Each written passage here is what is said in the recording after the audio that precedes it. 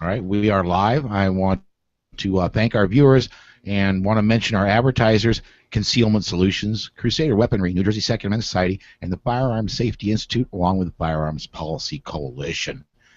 We're going to be doing the episode 226 of the Polite Society podcast. We're going to be getting going here in just a second. We're going to be doing as usual, we're going to be doing our interview first. We've got a live interview with Jason Christiansen of Concealment Solutions. We're going to be doing that one first, and then we'll get going into our regular show. Okay. Jason, we kind of talked about this a little bit on text messages. I want to talk about the new holster, the Cobra. Is that what they are? Yeah. Outside the waistband holster. Yep. Two new models out: the Cobra and the Cobra Compact. I didn't realize we were doing video, or I'd have had one with me to show you on there. But anyway, it's an all Kydex holster. Uses what we call quick clips. So you can put the holster on, take it off without having to undo your belt and feed it through a belt loop. So it's quick and easy. They also ride real snug, so it gives a good snug fit.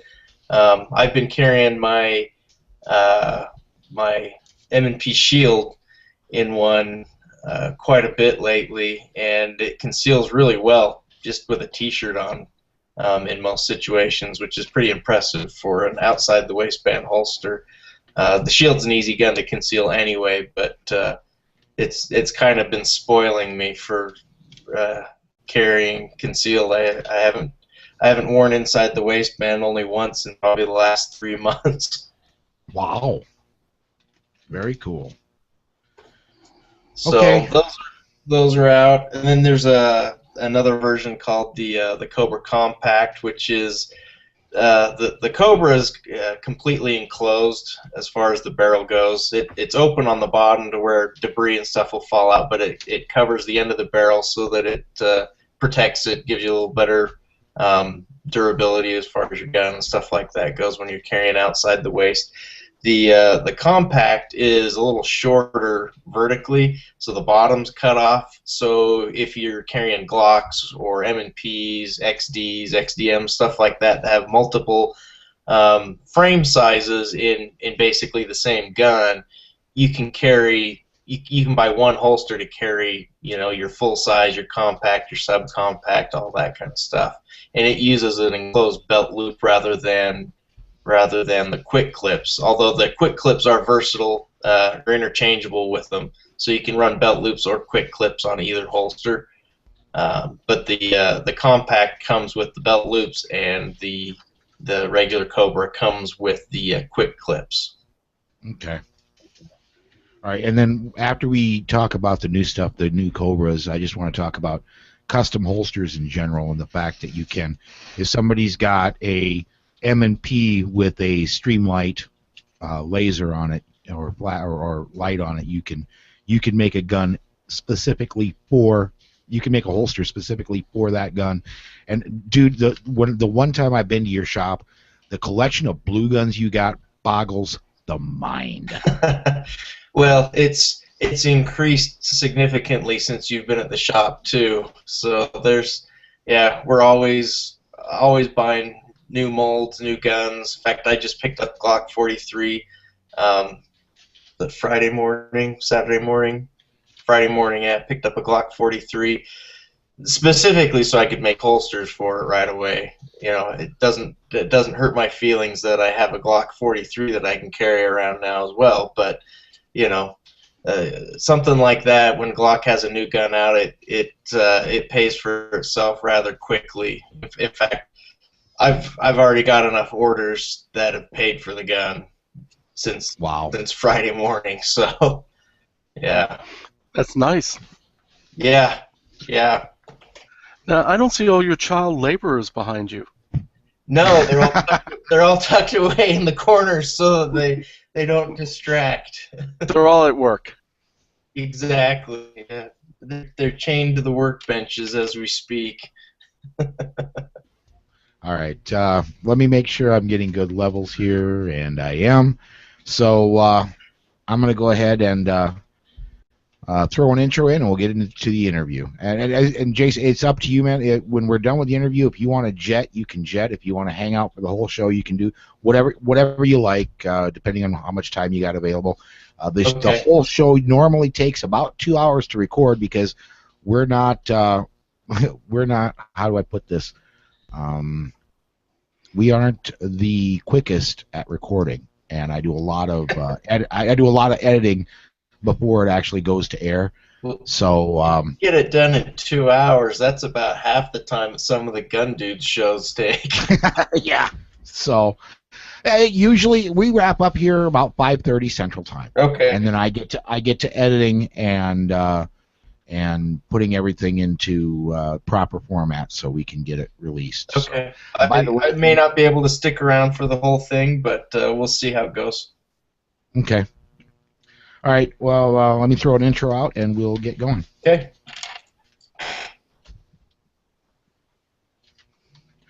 And welcome back to the interview segment of the Polite Society podcast, powered by the Firearms Policy Coalition.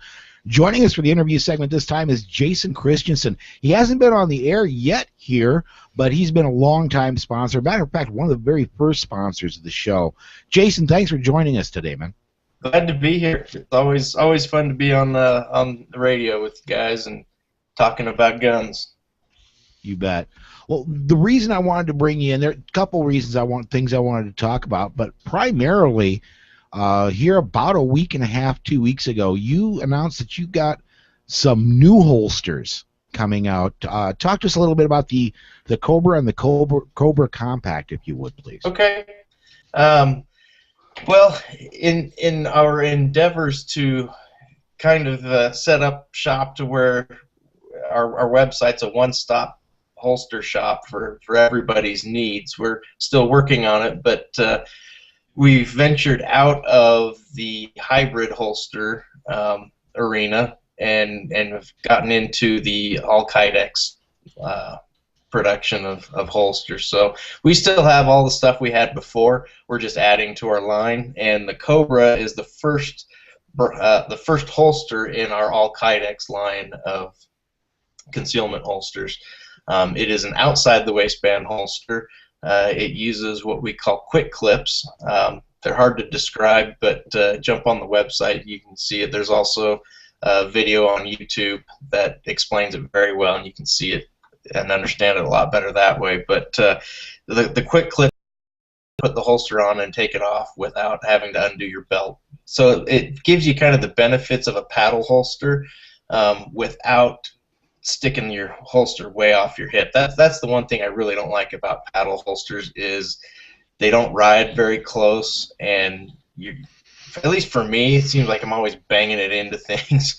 So I haven't used a paddle holster for a long time, but the quick clips give you that benefit of being able to put it on and take it off easily and conveniently, but it rides really close and snug to the body, so it actually works very well as a concealment holster, depending on the gun. Obviously, if you're gonna carry a full-size Glock or something like that, it's not gonna conceal very well outside the waistband. But for the last several months, I've carried my M&P Shield with it and have been very comfortable concealing it with just a T-shirt on, which is typically, I'm going to wear a button-up shirt that's got a pattern on it or something like that to help conceal better. But yeah, that's the Cobra.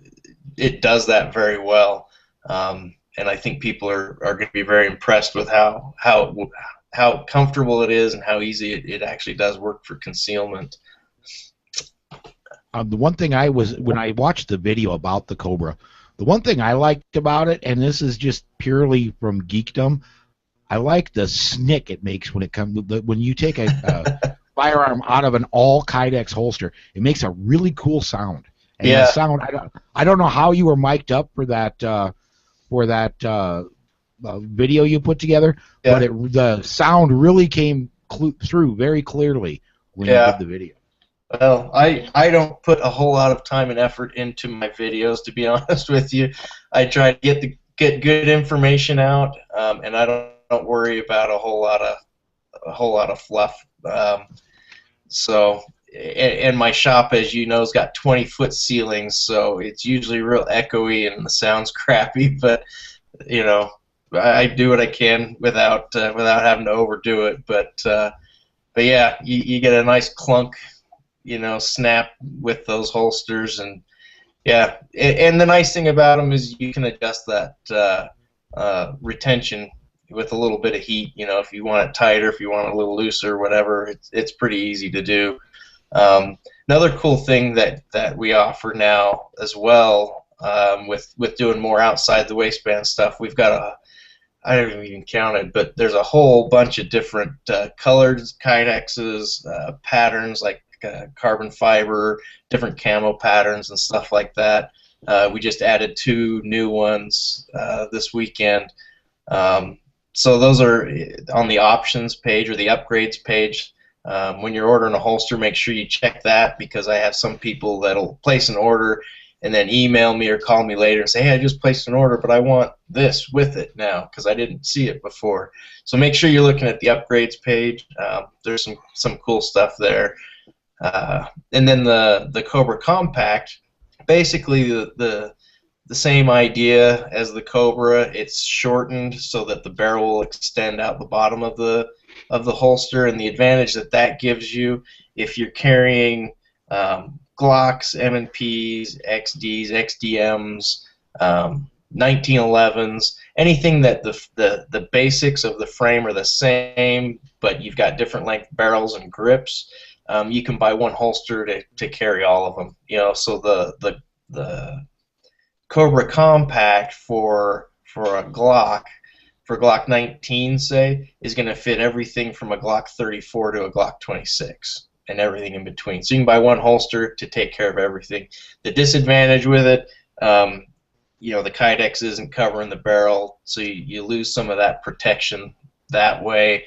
And it comes with enclosed belt loops rather than the quick clips. However, you can buy quick clips and they will install on the Compact, and vice versa. If you want belt loops on your Cobra, we sell those separately, and you can bolt those right on. They have the same bolt pattern. So just a couple different options.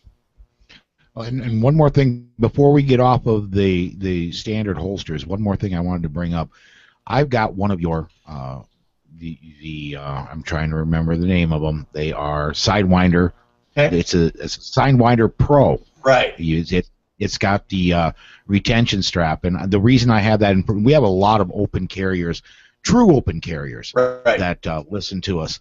And folks, if you're going to open carry, you need something that's got some retention. And while this isn't the level 3 retention where you've got to push and turn and twist it, it does have the retention strap that goes across the top of the gun, and it's still a lightning fast draw. Yeah. And what I do with this one, is if I want to conceal, I've still got your Black Mamba CE, which has been my holster for a very long time. But I found myself using the outside the waistband holster so much more, simply because if I want to conceal, I throw a Hawaiian shirt on. Yeah. And it's concealed. Yeah, and that works for a lot of situations. Again, the gun you carry is going to play into that quite a bit, but yeah, and I tell people, a lot of people are really uptight, I guess, about if they're printing or how well they're concealing and whatnot. And I guess some of that depends on what state you're in. State of Utah is pretty lenient as far as gun laws go, stuff like that. And I don't worry a whole lot about whether I'm printing or not to some degree. But I've also realized that the general public is not very observant.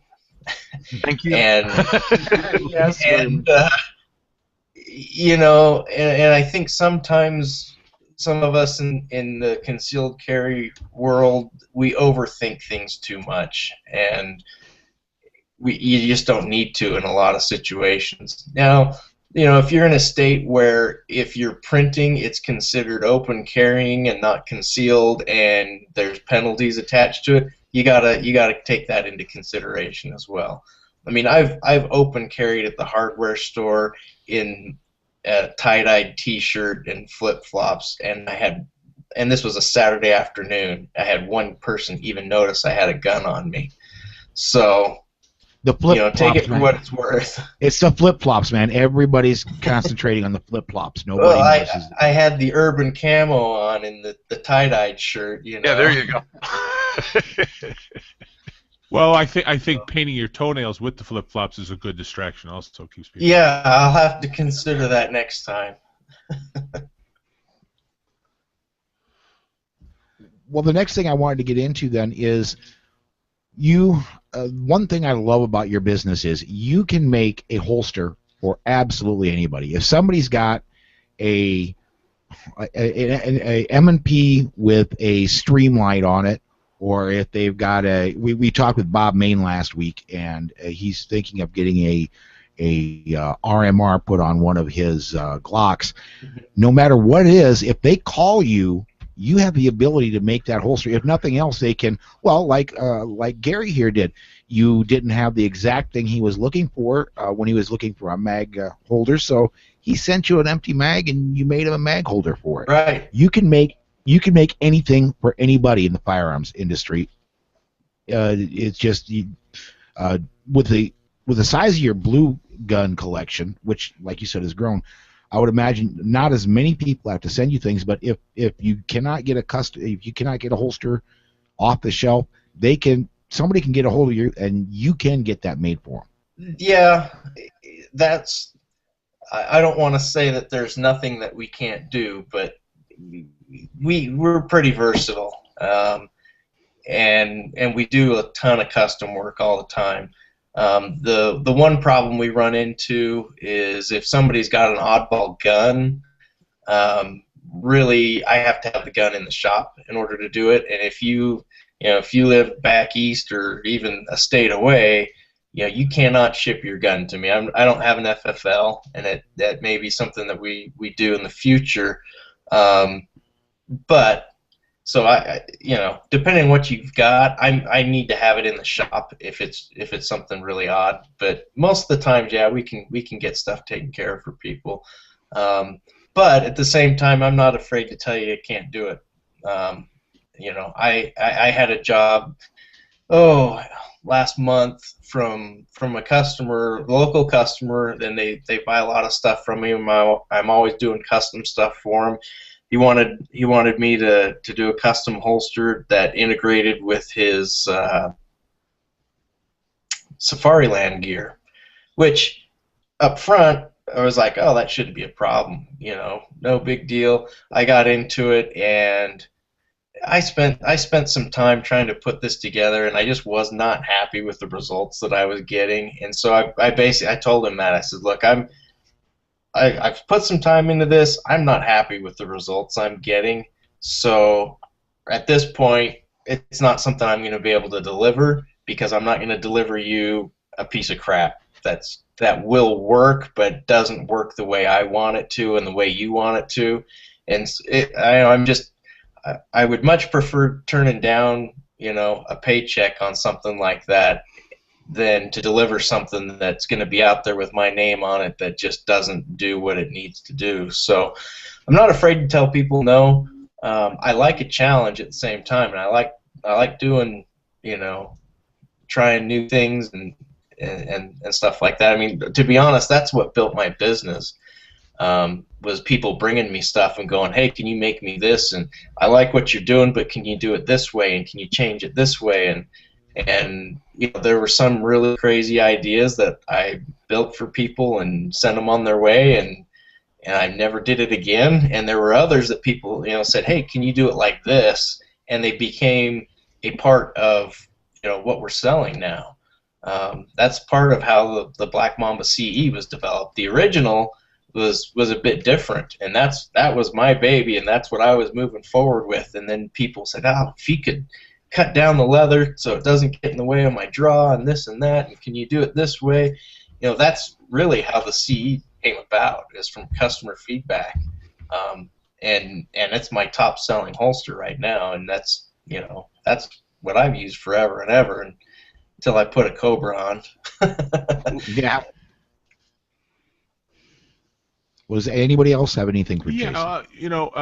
You did do this custom mag carrier for me, and I love it. Good. My question really is, it's a little bit tighter than I would have expected, or what I'm used to. Okay. What do you think as far as gun holsters and mag carriers? As far as a break-in period, is there a certain amount of time, certain number of draws before you should consider modifying, or what do you think about that? Well, retention is something that's like it's a personal thing, and everybody has a different idea of what good retention is and what bad retention is. One thing that drives me nuts is when I see people. A hybrid holster is very different from an all-Kydex holster too. We'll put that out right away. As far as break-in goes, an all-Kydex holster doesn't have break-in time. It's not going to get retention's not going to change over time, or at least it shouldn't. So that's a completely different beast. When you're talking a hybrid holster, very much of the retention that you're getting is from when it's on your body, from your body pressing in on that soft leather backing into the back of the holster or the mag carrier, or magazine in your case. That provides a lot of the retention. It drives me nuts when I see people testing retention on a hybrid holster and they stick their gun in it and hold it upside down and shake it. And I get calls from people now, there's no retention on my holster because when I put the holster upside down, the gun falls out. I said, are you wearing the holster when that happens? Well, no. Then it doesn't matter. Once you put it on, if it's not, that's what I tell them. I said, once it's on you, if the retention still is not where you want it, then we talk about how to adjust it and stuff like that. Typical break-in time on hybrid products, whether it be a mag carrier or a holster, I would say, a week to 2 weeks of pretty continual use is going to be where that leather is starting to take the shape of the gun on that side and things like that. The mag carriers, same thing, but you're not going to get quite as much of the break-in because you've got a flat surface there. Right. So I would say if your retention is more than you want right now, it's real easy. My stuff, you really do need a heat gun unless you've got an industrial hair dryer or something like that, because I use thicker Kydex than most manufacturers use. Okay. And the typical hair dryer isn't going to get it hot enough. It can. You just have to be really, really patient. So I would say if you get a heat gun, put it on the lowest setting. If it's adjustable, take your time heating it up. You don't want to heat it up too fast because you can scorch the Kydex and distort it. And just keep the Kydex piece moving. Not super fast, but you don't want to hold it in one spot for too long either. And just get it to where it's just starting to feel pliable. You don't want it soft. You don't want to turn it to mush, or you're gonna lose a lot of the integrity of the shape. Sure. So get it to where it's just starting to feel a little bit soft, and stick your magazine in there, wiggle it around a little bit, and then let it cool off for a minute or two, and that'll probably be all you need. If you want, you could slap some masking tape or something like that on the magazine to give it just a little bit more thickness to it, and then when you put that in and just let it cool, that'll give you just that little bit of extra space that you need to get the draw you want on it. Yeah, well, it's mostly been dry fire draws, and I didn't know. There's a little bit of wear on the leather. I didn't know if that was going to be over time, if it was going to loosen up that way, or if you really think I need to start heating right away, or again with the mag carriers, you're not going to get as much break-in on the leather as you will with a gun because it's a flat surface. So sure. You've got some little notches in that in the magazine side, so that you're gonna see some wear on the leather where as it's going in and out, it's gonna rub and things like that. But yeah, I would say if it's tighter than the way you want it right now, I would go ahead and just put some heat on it and relax it a little bit. Worst case scenario, you loosen it up a little bit right now. If that leather ends up breaking in more than expected, you can tighten it back up down the road. Okay. That's kind of the beauty of Kydex, is it's real versatile and forgiving that way. Okay. Yeah, great info. I mean, like I said, I'd rather have it tighter than looser. And that's kind of my perspective also. Right. But sometimes you get them a little tighter than they need to be, which sounds like the case with yours. But easy fixes. Cool. Great. All right. Well, before we take off, then Jason, we run your ads every show, and we talk about you almost every show. But if somebody happens to have lived in a cave and this is the first time they're catching our show, they want to get in touch with you about some holsters or maybe a gun belt or anything else you offer, how do they do that? Well, the easiest way is just concealmentsolutions.com. And you can email me through the contact link there. We do have a Facebook page. We are on Instagram now. I'm really lousy at that social media stuff. I'll put stuff out there. If you contact me through Facebook, it might be 3 weeks or more before you get a response. And I feel bad because I have customer service is huge to me. Facebook isn't. So email me directly, call me, whatever. All my contact information is on the email or on the website. So I use Facebook and Instagram to get information out. I don't, as far as new product and stuff like that. I don't use it to communicate directly with customers. So that's for everybody out there listening, Facebook isn't something I use a lot like some people do. Instagram I just started. I really like Instagram because it's so easy. I'll be working in the shop and I'll put together a custom Cobra with some new Kydex or something like that, a new pattern, and it's quick and easy. I can snap a picture on my phone and throw it out there so people can see what's going on. So there'll probably be a lot more of that. In fact, we just, if you haven't been on Facebook this weekend, we just released 2 new holsters. We redid the ASP 2.0, which is our appendix carry holster. We redesigned the belt clip. Yeah, my wife carries in an ASP. Okay, great. Well, it's got a new belt clip, and we had to redesign the holster a little bit to accommodate this new belt clip. But it's wider, it's stiffer, it's just a much better platform now. And so now we have the ASP 2.1, and we've released at the same time an ASP 3, which is an all Kydex version of the ASP. So some of these guys out there that are absolute minimalists, don't want any extra material at all, that all Kydex version has the smallest footprint imaginable for inside the waistband holster. So those are a couple new things that people can take a look at. Very, very cool. Well, we do have to run to break, but I do want to thank you for joining us today, man, and I hope to have you back soon. Sure, I'd love to do it. Well, hang on, everybody. We'll be back with our DGUs right after this.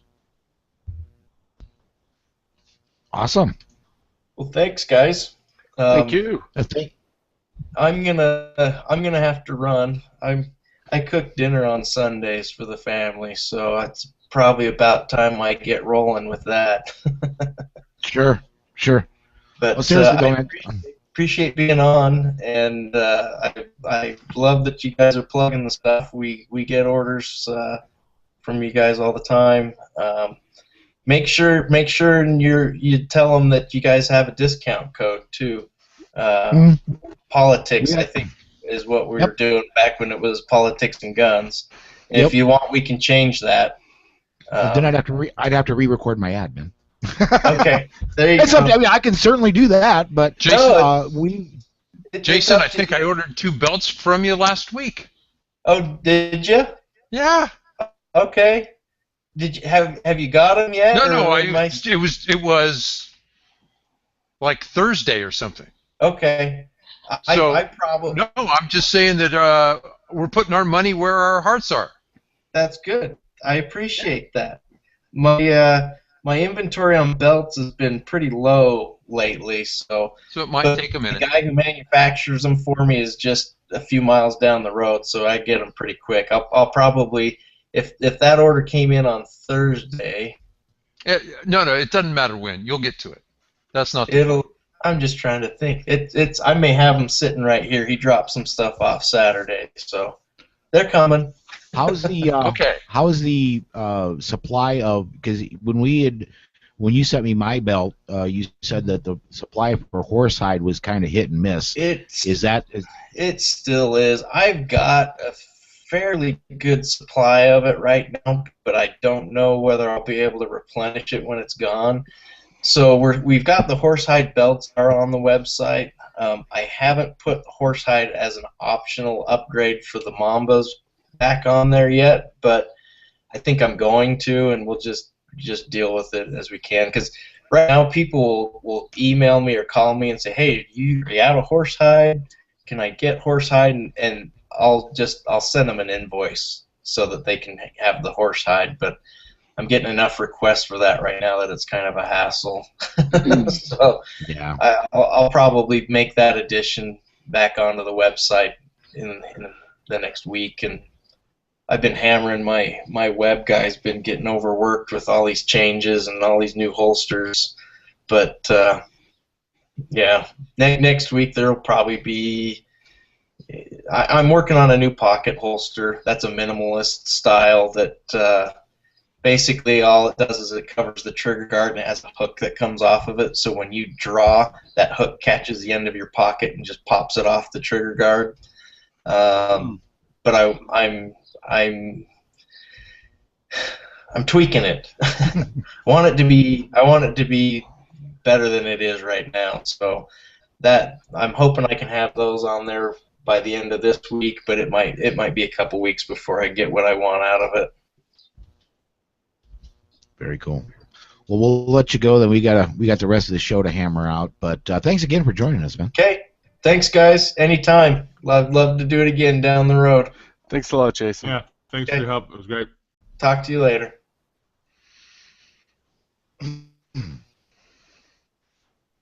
Okay. Intro. And then we've got how many interviews? We have 2 interviews other than Jason. Yep. So we need to add Jason to the interview list there. Okay.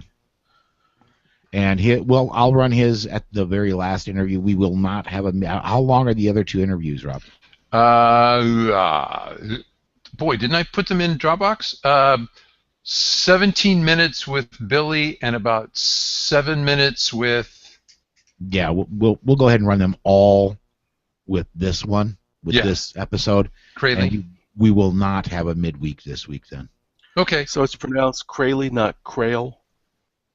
I tried Crayley. She didn't correct me. And it's Vanest. Yeah. I'm asking because I'm the one reading it. That's Yeah, Crayley Vanest. okay.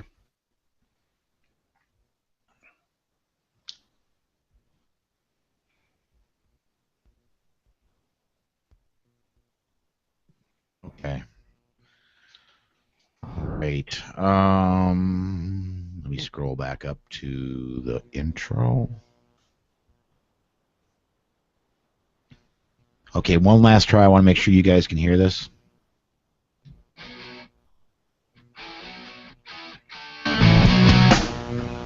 That good? Mm-hmm. Okay.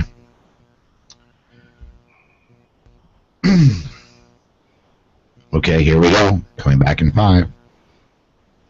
Wait a minute. Nobody hears that hum? I hear a lot of hum. Yeah, I'm getting it. It's like a transistor hum. Yeah. Transformer. Transformer. Well, I know what you meant, John. I didn't have to correct It, you. yeah, just when you There it is. Whatever that was. Is that it? Is it gone? yeah, but now you're way over gained. Okay, we're going to have to live without intro music because I just unplugged the tablet. And adjusting my gain, how's that? Better. Okay. Turn me up in my ears and turn this up over here. Okay, Susan, I'm going to need a mic check. No, I don't do it. Nobody saw it. They can't prove a thing. Okay, that's going to be read off the And what can only be considered a case of extreme Okay. hoplophobia? how's that hoplophobia? Hoplophobia? How's that, guys? How's that sound to you guys? Sounds okay to me. Yeah. Okay. All right. We won't have live intro music. I'll have to figure out what I did wrong with that. So we'll just do the We're still a work in progress. exactly. I had to totally tear down everything and set it back up in here when we put my desk in. So Yeah. all right, here we go. But darn, we look good. Just got a text. Oh, cool. All right, here we go. Hi, and welcome to the Polite Society podcast presented by the Firearms Policy Coalition. We're recording this one live Sunday, April 19th, 2015. I'm Paul Lathrop. I'm Rob Morris, and on tonight's show, we'll talk with filmmaker Billy Johnson about his documentary called Protecting Liberty. I'm John Richardson, and we'll talk with Crayley Van Est of Students for Concealed Carry, and also talk about another failure of a gun-free zone on a college campus in my home state of North Carolina. I'm Gary Doherty, and in one of our DGUs, a daughter takes her father's advice, and it likely saved her life. So climb aboard. Strap in. And hang on. Episode 326 of the Polite Society podcast starts right now. Okay.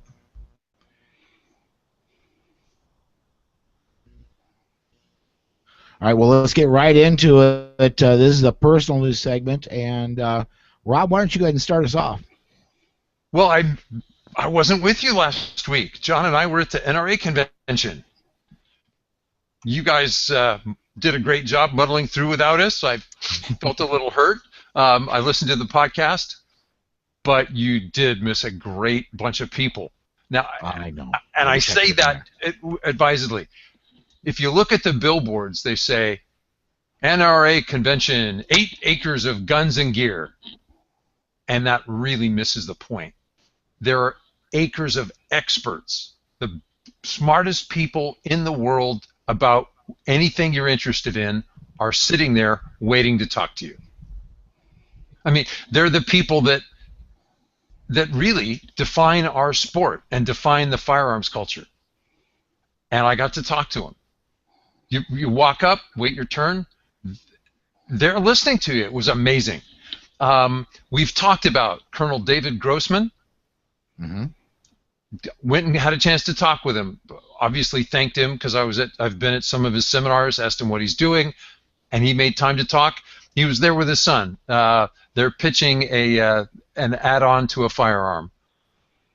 But think of it, John Lott, Mr. Expert in the statistics of self-defense. Michael Bain, as John calls him, the firearms raconteur extraordinaire, you know? Fascinating just to listen to him and his stories. I got to meet Annette Wachter again. I don't know, are you familiar with her? Certainly. Yeah, the 30 cal gal, absolutely. Well, I didn't realize. Now, I'm going to call her this.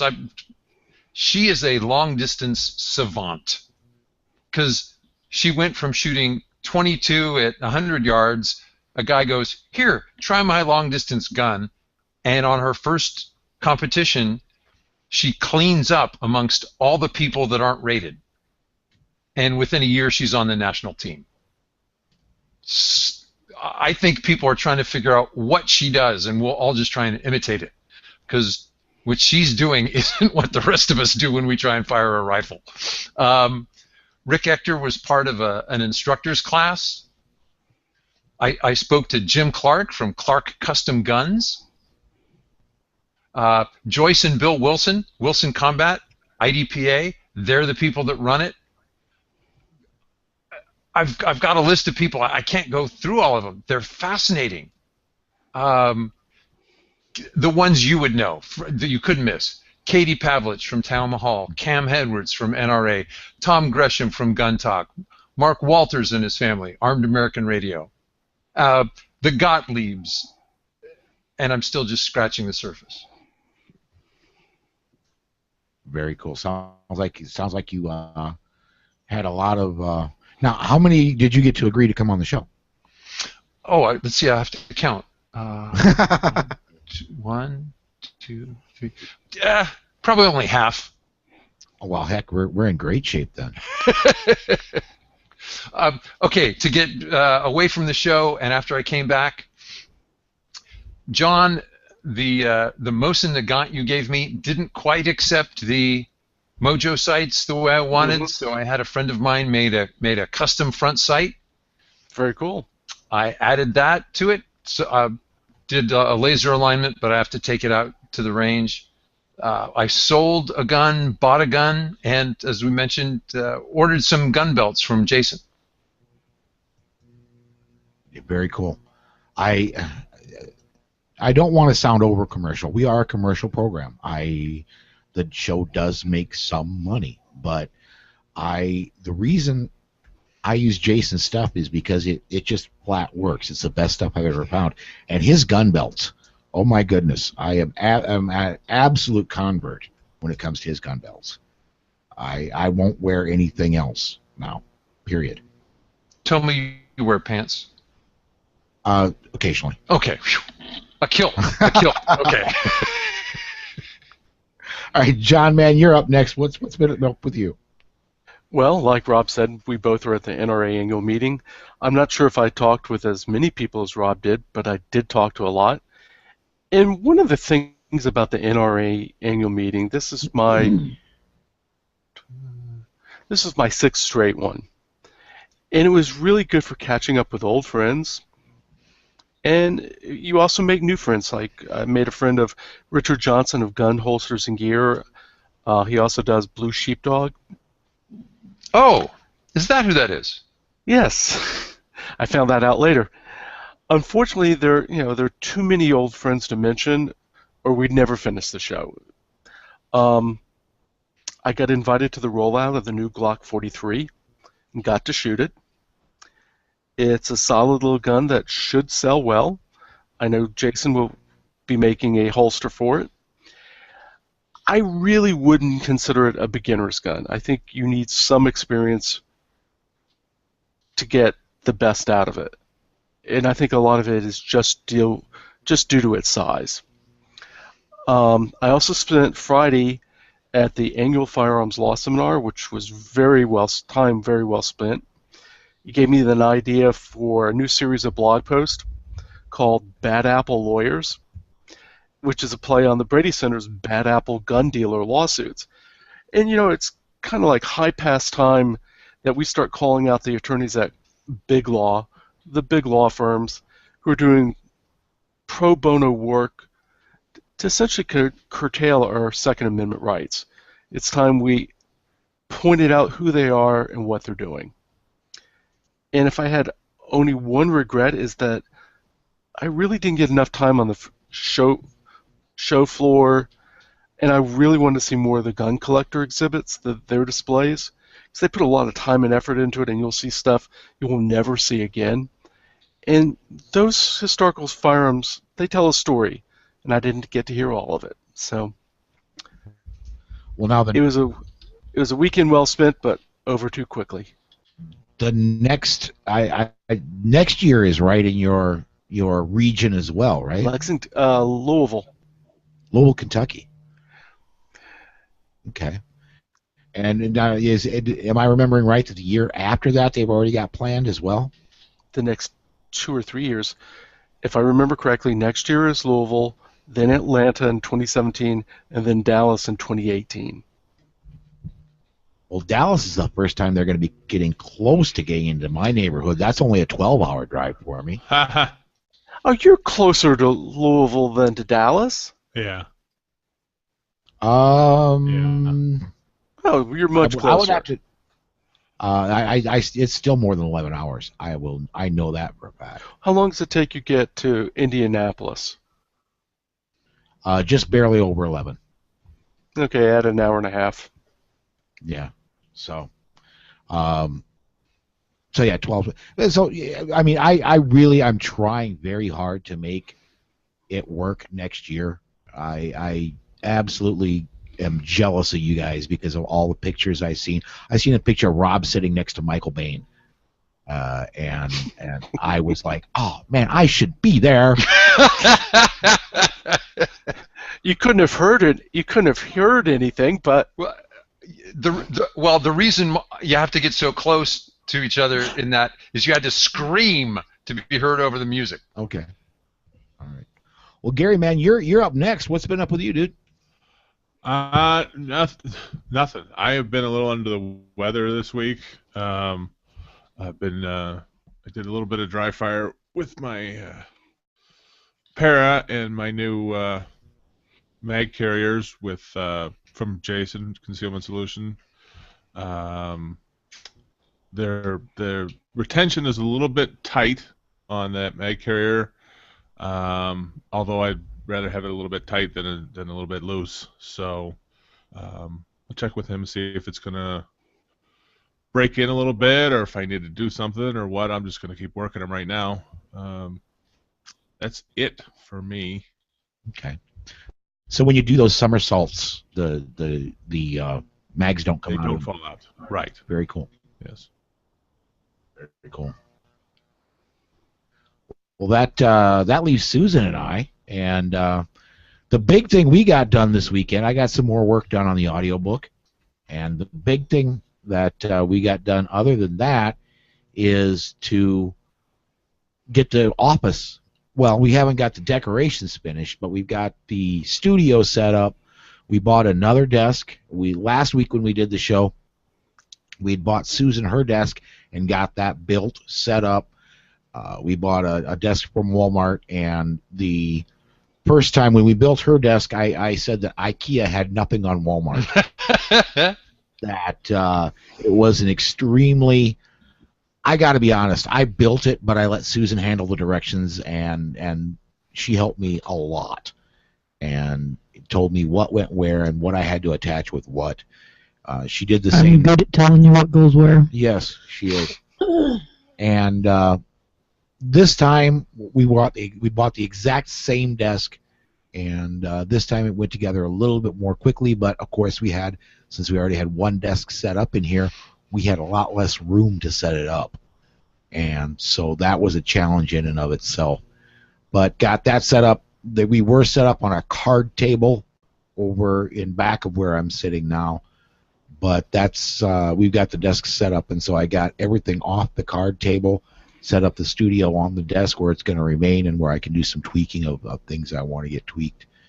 But everything's in a permanent spot now. So that's what's occupied most of my weekend. And then Susan, the one thing that's happened that we've mentioned it on the show is why I'm going to bring it up again. We had talked about a young man that I said would be good for the anti-gun industry because he has a real problem with the truth and exaggerating versions of that. But he was working with you where you work, and he's gone. He's gone. He yeah, didn't show up for work one day, and we called him and said, "Are you coming to work today?" And he said, "Oh, not unless I'm Superman. I'm in the Black Hills." And for the listeners, the Black Hills are about 350 miles from where we're at. So he's out of here. So that relieves a lot of stress at work, even though I had to put in 45 hours because of it. It'll still relieve a lot of stress in the long run. It's easier to not work with crazy. Exactly. And this guy was crazy. He was 19. He was a diesel mechanic. Peterbilt had offered him $40 an hour to come work on their trucks. Seriously, I know people who have been doing this job for 30 years who don't make that kind of money, and you're gonna make it at 19. I don't think so. It's just way easier to work without crazy. Well, now was he the one that said he had a Camaro that went from 0 to 180 in 4 seconds? Yep. Wow. Folks, if you're not into mechanics or you're not a big car guy, 0 to 180 can happen, but you've got to have a pretty extensively rocket fuel. extensively modified vehicle to do it. 0 to 180 in 4 seconds is not going to happen outside an NHRA sanctioned event. Just not, and it's not going to be street legal. So that's what we've been doing. Little bit. I did just a tiny bit of dry fire yesterday. Went out for breakfast this morning. Went out for dinner last night, and then again breakfast this morning with Melissa, the lady that's working with me on the audiobook. And this week has been just a whole lot of getting extraneous stuff all set up so that I can devote more time to podcast and audiobook over the next several weekends. So, and then to let everybody know, we have been, and I'm going to continue. We've got training coming up, and the first one is going to be May 16th and 17th. That's Bob Main and Ben Branham. You heard Bob on the air last week. He's going to be doing Beyond Concealed Carry Enhanced. That class is over half full. We've only got it's actually over 2/3 full. Only got a couple seats left. Go to handgunworld.com to register for that one. Also, Kathy Jackson's coming up on the 15th and 16th of August, and that's going to be the co-ed cornered cat class, and that was going to be both for beginners, and she's going to be doing some advanced stuff too. She's going to be putting beginners in one rotation, and the advanced shooters are going to be going into another rotation. So you're going to be getting better challenges. You're going to be getting, the advanced people will still be getting a lot out of this class, plus it's still safe for beginners. If you want to register for that one, it's Susan at politicsandguns.com. Finally, Chaz Murray got a hold of me, and he asked if I could please let everybody know he's going to be having a class in Utah. That's coming up July 24th and 25th. Rumor has it that one or more of the gun dudes may show up there, or they might not. Depends on how they feel about him that day. So that's going to do it for the personal news segment. We're going to step aside to break, and when we come back, we've got news, so hang on for that news right after this. Are you happy I didn't say a ton of news, Gary? I almost wet myself. I was so happy. Well, there you go. I was just trying to be helpful. I cannot be helpful anymore. If that's what you prefer. Please be helpful. No, be helpful. Be helpful. Somebody's got to knock him down a peg or two. Cut it off. Done. No more help. Nope, you don't get out of it that easy. Sorry. Okay, ready to, let's see, we got how many? We got 1, 2, 3, 4, 5, 6, 7. What do you think? Can we fit all that in one segment? We'll see how much discussion we have in between. Okay. All right. I brought us in here, so John, you want to bring us in? Sure. All right, and rolling. Welcome back to the news segment of the Polite Society podcast, powered by the Firearms Policy Coalition. Susan, what's our first story? Maine Governor Paul LePage signed a law legalizing automatic opening knives. Freshman Representative Joel Stetkis helped pass the bill. The new law takes effect 90 days after the legislature adjourns, so we can't really give you a date at this point. Automatic knives are now legal for civilians without restriction in 27 states and legal with various restrictions in 10 more. Well, congratulations to Maine. Well, congratulations to Doug Ritter, too. Absolutely. Doug is it's a lot of his work at knife rights that led to these rollbacks. They call themselves the Second Front in the battle for the Second Amendment, and they're right. Yes, the cutting edge of human rights. There you go. And having worked in the knife industry for a little bit, restrictions on automatic knives nowadays really make no sense.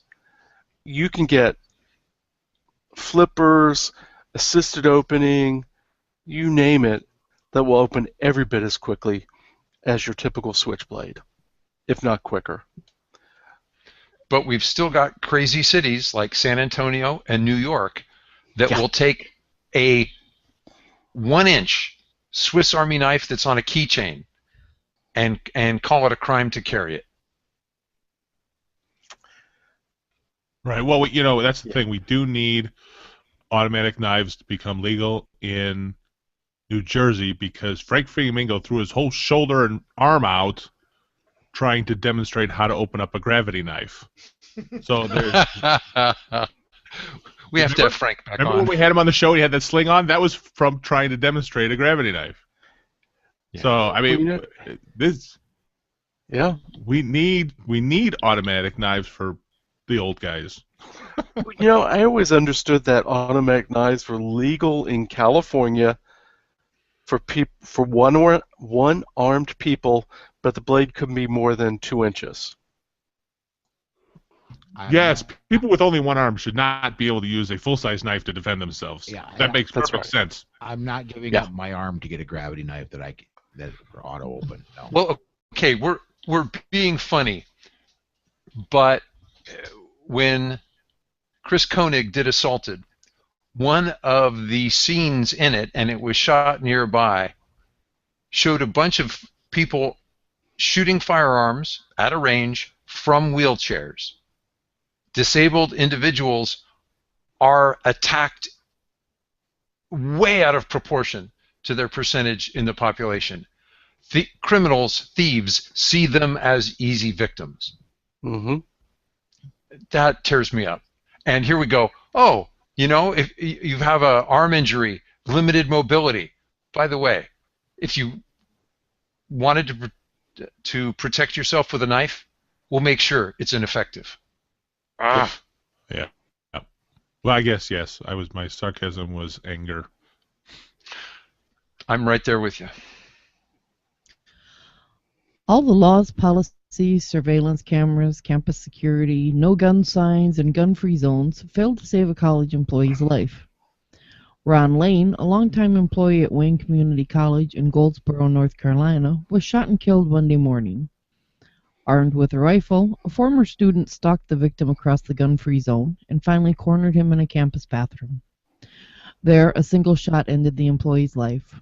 The alleged killer escaped and was eventually captured on a beach in Florida. School was in session at the time of the murder. A student reported that her teacher moved them to a corner of the classroom, turned off the lights, and barricaded the door with a table. Innocents cowering in the dark without any real protection is a chilling metaphor for what comes from the sheep-like reliance on gun-free zones. We call on our bureaucratic managers to recognize that evil will not stop at the edge of a fantasy. Gun-free zones only ensure that the law-abiding will be helpless to resist the lawless. It's a tragedy that people will die, have died, because of that fiction. This was actually a very targeted attack. The killer, whose face and head are covered with Nazi and white supremacy tattoos, half the front of his face is a tattoo now. He was not going to be deterred by any mere signs.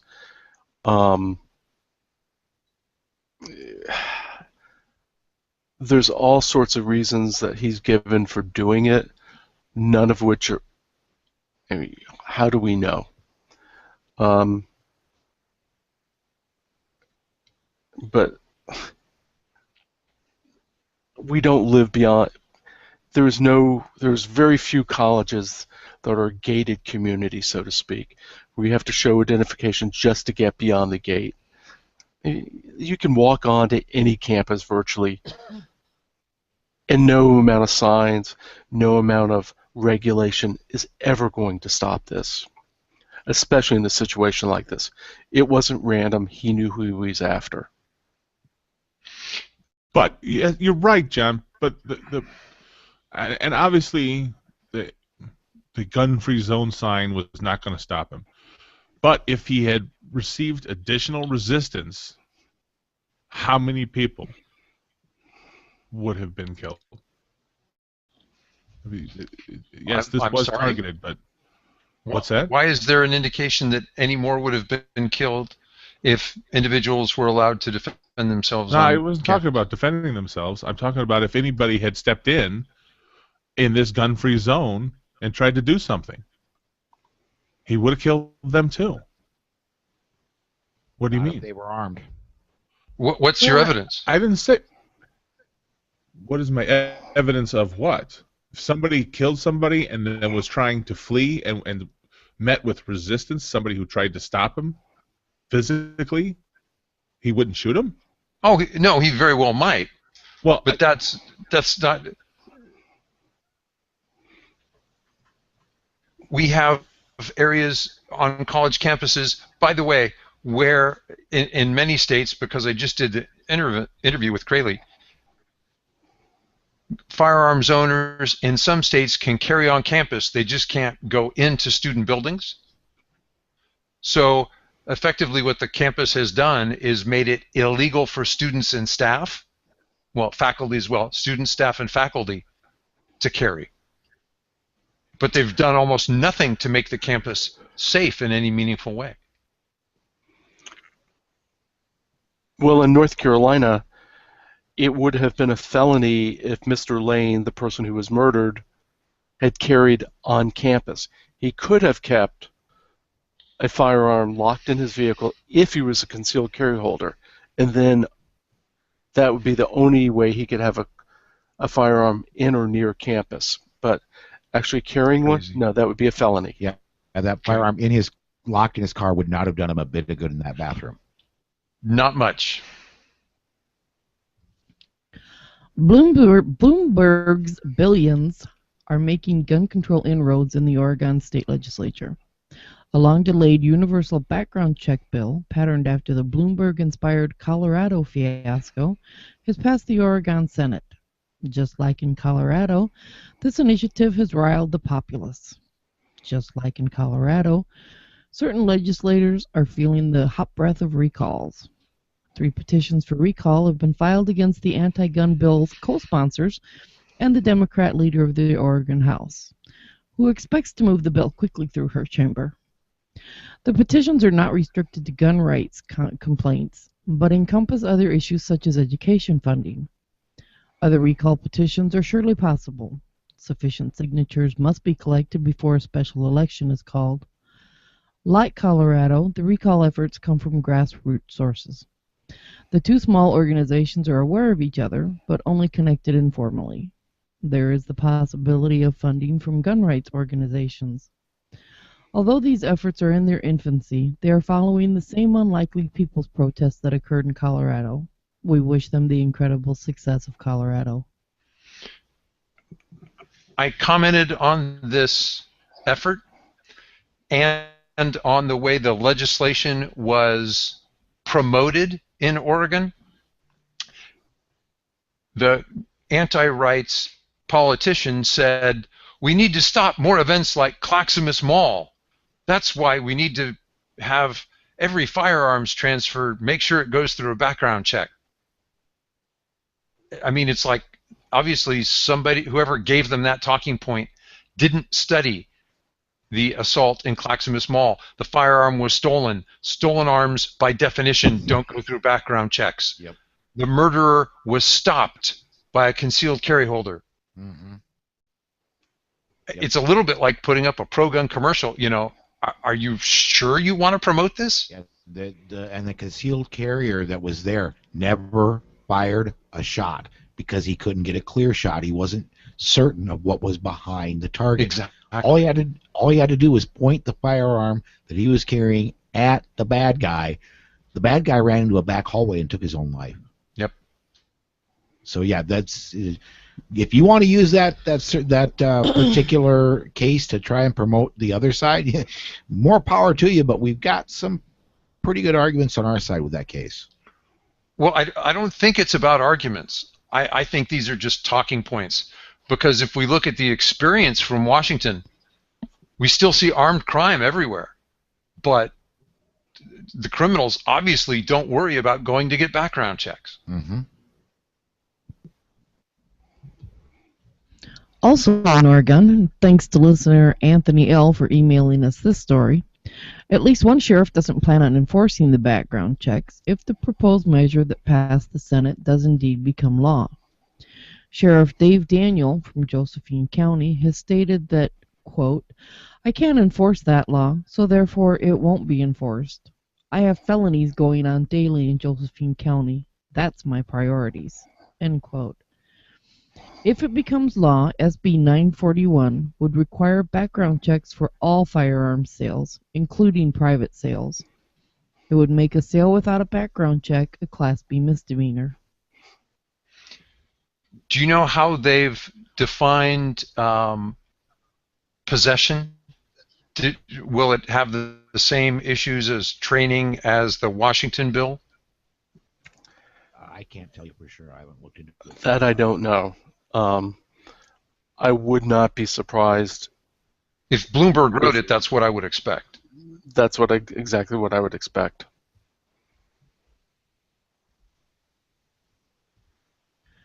Speaking of Colorado, it appears our old friend Dudley Brown is at work again.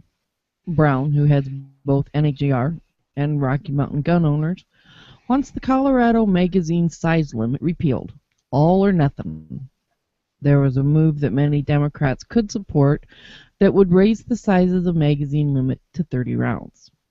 In other words, virtually all standard capacity handgun magazines and 99% of AR mags would become legal again.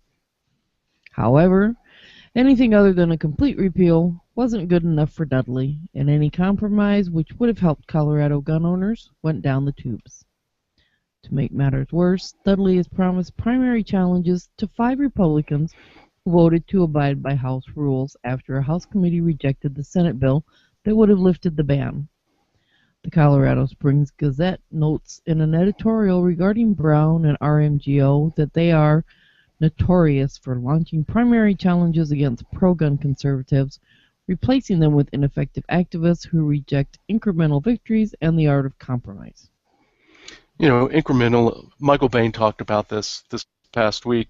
Incrementalism, or taking what you can get this time, is how the gun banners have achieved so much over time. We in the gun rights movement are stupid if we don't learn that lesson. We should take what we can get now and then work on that victory to get something more later. In military terms, what Dudley's doing is he's advocating full frontal attacks, which rarely succeed, unlike flanking maneuvers, which quite often do succeed. And those attacks end up with more losses. Yeah. I'm going to take this a little bit off to the side here. I had a long phone conversation with Russ Smith.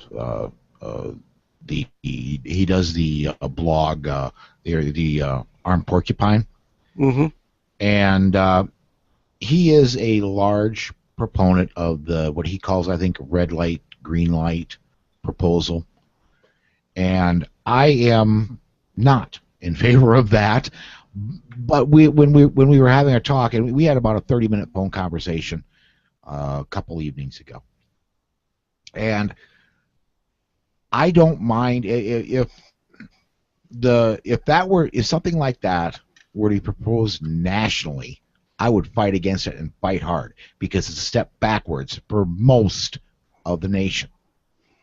However, in places like Washington, in places like California, in places where there are New Jersey, Illinois, in places where there are draconian rules, I would fight for it because it's a step in the right direction. It's Dudley Brown, and I'm going to go off on another tangent before we go to break about Dudley Brown. But It's Paul. I'm leading a trail of breadcrumbs so we can find our way back to the okay, thank you. But what Dudley Brown doesn't understand is, and if he does understand, he just ignores it, and I think that's more likely the case. He's looking for money is what he's after. He's looking for donations. He's looking for something he can put on his 60 emails a week that he sends out saying, please send me money because I'm fighting so hard for you. He's looking for a good bit of soundbite that he can put into an email, although those terms don't necessarily mix, but he's looking for the quick little snippet that he can put in saying, I'm fighting so hard for you. And here's where I'm going other than that with Dudley Brown. Everybody who listens to the show for any length of time knows I don't like Dudley Brown. I think he's done more harm to the gun rights movement than Michael Bloomberg has. In Colorado, he is the reason there's a 15-round magazine limit. He's the reason. You know why he's the reason? Because he actively worked to get Republicans taken out in primaries, replaced with weaker candidates. The reason he worked to get those Republicans removed because they weren't contributing to him. So he worked to get them removed by going back to yellow journalism tactics and taking pictures. One particular person who was I want to say he was a senator. I want to say he was the president of the Senate, but I can't be positive. His campaign offices were next door to a check writing place, which was next door to let's say a less than reputable bar. He set up cameras about a block and a half away with an extreme telephoto lens and took a picture of this guy walking toward his office, but because of the angle of the picture and the magnification, it looked like he was walking towards the bar, and then splashed it all over the place. It was enough of dirty politics to get the guy taken out. He did that with a lot of people in Colorado that were not anti-gun, got them replaced with weaker people on the Republican ballot that were eventually lost. That's how the Democrats came in. That's how the 15-round magazine limit got in place in Colorado. Dudley Brown has done an immeasurable amount of damage to us nationally. And the one reason, one last, and then I promise we're going to be going to break. I'm going to make one last comment here. We have somebody that I really wanted to support running for president that announced, and that's Rand Paul. However, the reason I cannot and will not support Rand Paul unless he eventually wins the Republican nomination, which I put now as doubtful, is he is very closely associated with the National Association of Gun Rights. Anybody who will associate with a scumbag like Dudley Brown, I cannot support for president. Sorry for going on that rant, guys. Anything you want to comment about that before we go to break? Just expanding on what John said and what you said, his plan of attack is big and splashy and has a higher failure rate than precise surgical attacks on trying to get our rights enacted, and it's just as horrible. Well, I think losses allow him to raise more money. Mm-hmm. Yeah, I don't think he wants to win or promote gun rights. He wants to, I'll agree with it. He wants to create money, and he can do that by losing as well as winning. Yeah, let me just possibly point out Alan Gottlieb.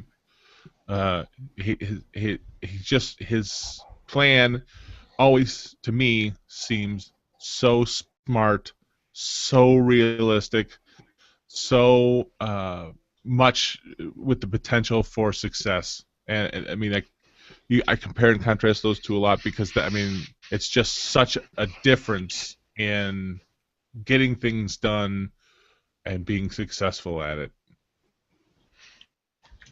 Let's take that just a little bit further.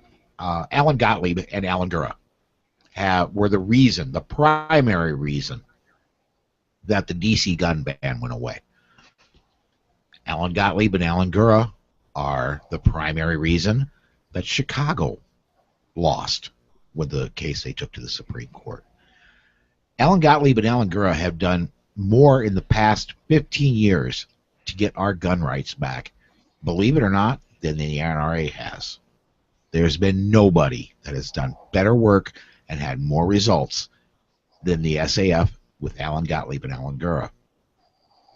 Dudley Brown and the National Association of Gun Rights has won one regional case in Colorado that the judge specifically said this case is not set for precedent. And they have, if I'm not missing my guess, the National Association of Gun Rights has raised at least as much money as the SAF has. And so honestly, folks, if you want to put your money somewhere, put it with the SAF, put it with the NRA, put it with JPFO, which is now a part of SAF. There's a lot of places your money can do a lot of good, but it's only going to buy Dudley Brown more Cadillacs, more plane rides, more this and that if you put it with the National Association of Gun Rights or the Rocky Mountain Gun Owners. Well, I do think we've kicked that around enough. Then we're going to go ahead and step aside to break. When we come back, we do have more news, so hang on for that news right after this. I should have maybe went to break before that story because we were at 14 minutes before and 22 minutes after. No. I should have known when I wrote that story up. There was like throwing red meat to the lions. Oh God, I wish I honestly would like to meet Dudley Brown, and there's an open invitation for him to come on the show, but it's gonna be there would be no editing to that show. It would just be mics open, let's go. Are you gonna put a disclaimer in front there that episode is not a family show? Okay. Explicit rating from YouTube. Nice. So. All right, I think, Rob, it's your turn to bring us back. You ready? Hello, Rob. Okay. Okay. Welcome back to the Firearms Policy. Hang on. I'm sorry. Not yet? I wasn't rolling. Back to the Polite Society podcast, powered by the Firearms Policy Coalition. This is our second news segment. Susan, what's next? Senator Chuck Grassley, Republican Iowa, chairman of the Senate Judiciary Committee, is asking Attorney General Eric Holder to explain the content of the NICS mentally defective list. Specifically, he wants to know why the list consists primarily of veterans and their families.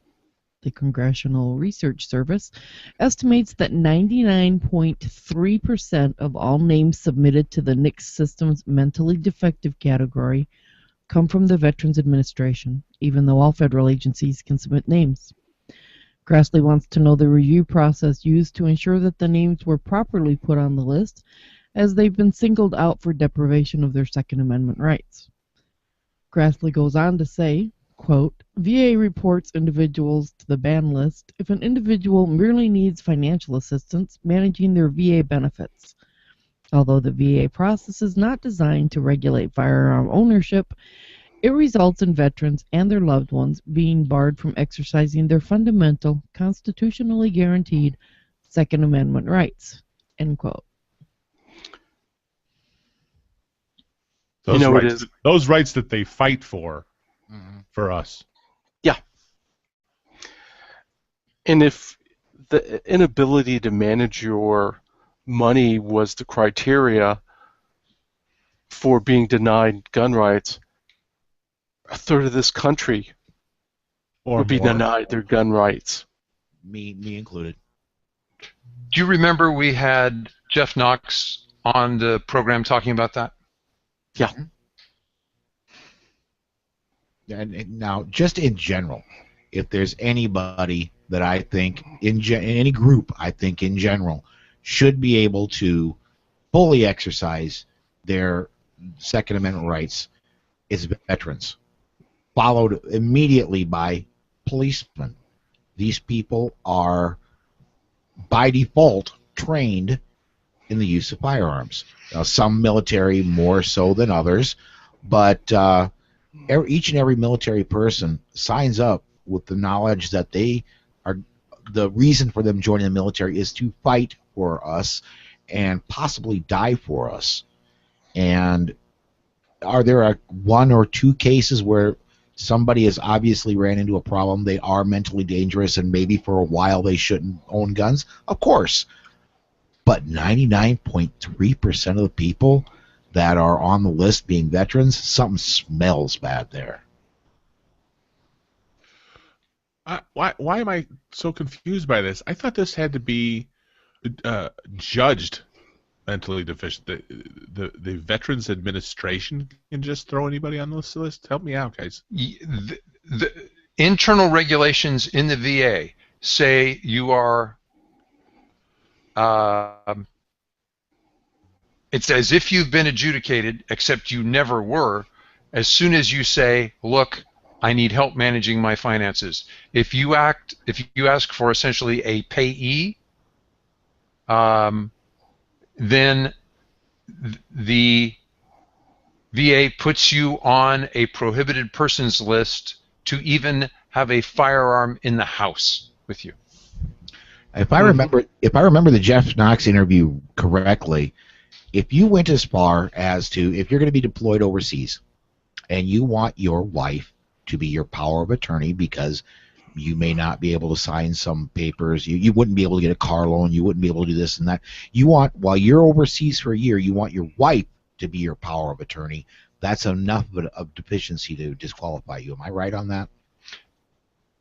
Jeff didn't say that. Okay.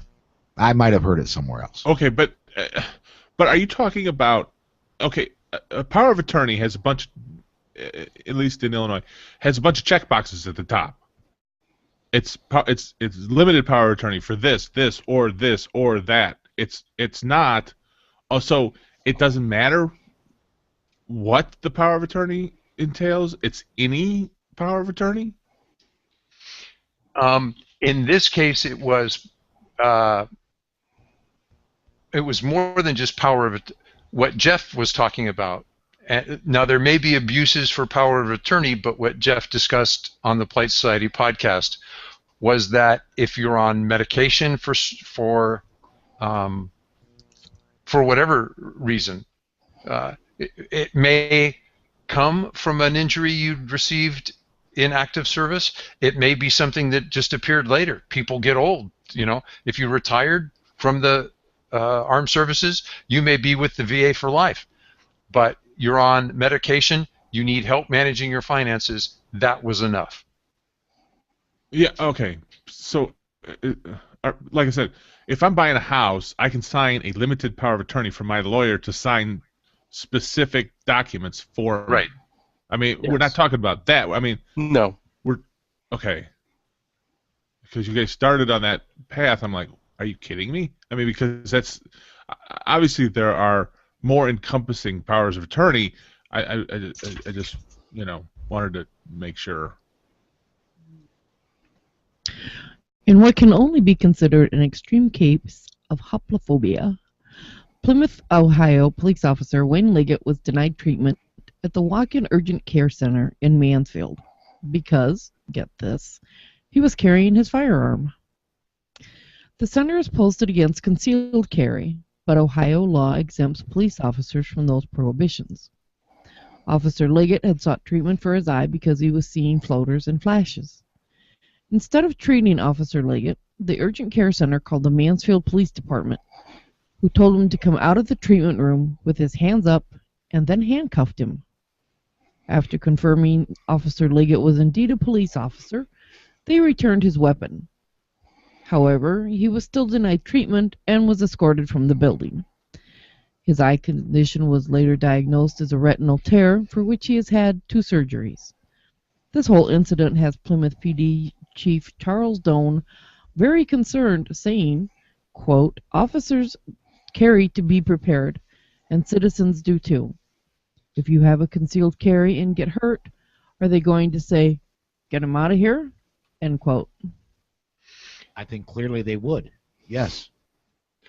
I spoke with John Adine, who is the membership chairman at Doctors for Responsible Gun Ownership. He said some of these dock-in-a-box places are not covered by the same must-treat regulations that you'd see in hospitals or doctors' offices. Hmm. Well, then they're not included in the restricted carry locations either. Oh, I don't think it was because this was a restricted carry location. I just think it was these folks were extreme hoplophobes. Okay. Because, like, Illinois hospitals are specifically listed in the concealed carry law. So a medical treatment facility that's associated with a hospital, which is a rather loose tie, are also included in that in Illinois. I'm just trying to understand the details of it, that's all. Well, and even in a hospital, wouldn't there be an exception for law enforcement officers? It's not... The concealed carry law does not include police officers either way, so I don't know the answer to that. Okay. I don't know the police law. At SHOT Show this year, Magpul Industries announced they were starting to ship magazines for the Glock 17 9mm. The mags received good reviews and left many gun owners wondering when they would be available for the 40 and 45. This week, Magpul released a statement titled, "Okay, we screwed up." There seems to be issues with the new mags feeding into Glock 19s and 26s. Magpul not only immediately let the problem be known, they found a fix and started production on the fix immediately. They're going to replace the magazine body of every one sold so far. They expect new magazine bodies to be shipped by May 5th. That's customer service and integrity. Remington, are you paying attention? They certainly should be. Well, I did talk to one of the engineers who had formerly been with what was called Para USA, who's now been transferred to Huntsville, specifically regarding the R51. He said they've really totally reworked it, and I will say that I did some dry firing with one, and it seems much smoother than it did in the past. But they will be re-releasing the R51 in July, with the previous purchasers having their guns replaced first. One thing I wanted to ask while we were in the personal news segment, and I just didn't write it down as you were talking, so I didn't get back to it. But, John, you got a chance to fire that Glock 43, the new Glock, right? I did. Now, did that feel... I have not yet had a chance to fire the Glock 43, but the Glock... I think it's the Glock 42 is the 380 single stack. Have you fired both of them, and does the Glock 43 feel like the 380? I've never fired the 42, so I can't tell you that. It didn't feel much different to me than like an LC9. Okay. They were making a point that many of the small 9s were, what was it? Blowback guns, whereas this was a locked breech. Do I think it made a lot of difference? I couldn't tell the difference. I did find that with the magazines that had the pinky grip, pinky extension, I could shoot a lot. I shot 3 magazines, so it's not a lot. But the pinky grip helped me a lot in terms of accuracy. Without that, it was okay, but I wasn't great. And with the Glock 42, the 380 that I got to fire, not this year, but last year at SHOT Show, I found the thing I couldn't, it was so small, even with the pinky grip. Of course, I've got fairly large hands, but the thing just swam in my hands. I could not get it to stay stable in one spot in my hand. I had to readjust it every time I fired it because it would move in my hands. I had the same experience at SHOT Show, Paul. Okay, well, let's go ahead. We got one more story here before we go to break. On Tuesday, a federal appeals court issued a ruling that Walmart can continue selling firearms and ammunition. This after a small church in New York filed suit trying to force the retailer to stop selling firearms that can accept a magazine that holds more than 10 rounds. The church had bought a few thousand shares of Walmart stock, went to court to try to force more oversight and make it harder for Walmart to sell the guns. It should be noted that although buying a few thousand shares sounds impressive, the church actually owned less than 1/100th of 1% of the company. Typically, the thing a shareholder would do is ask to have a subject brought up at the shareholders meeting. Mm-hmm. And you would need to be a massive shareholder before that would be considered.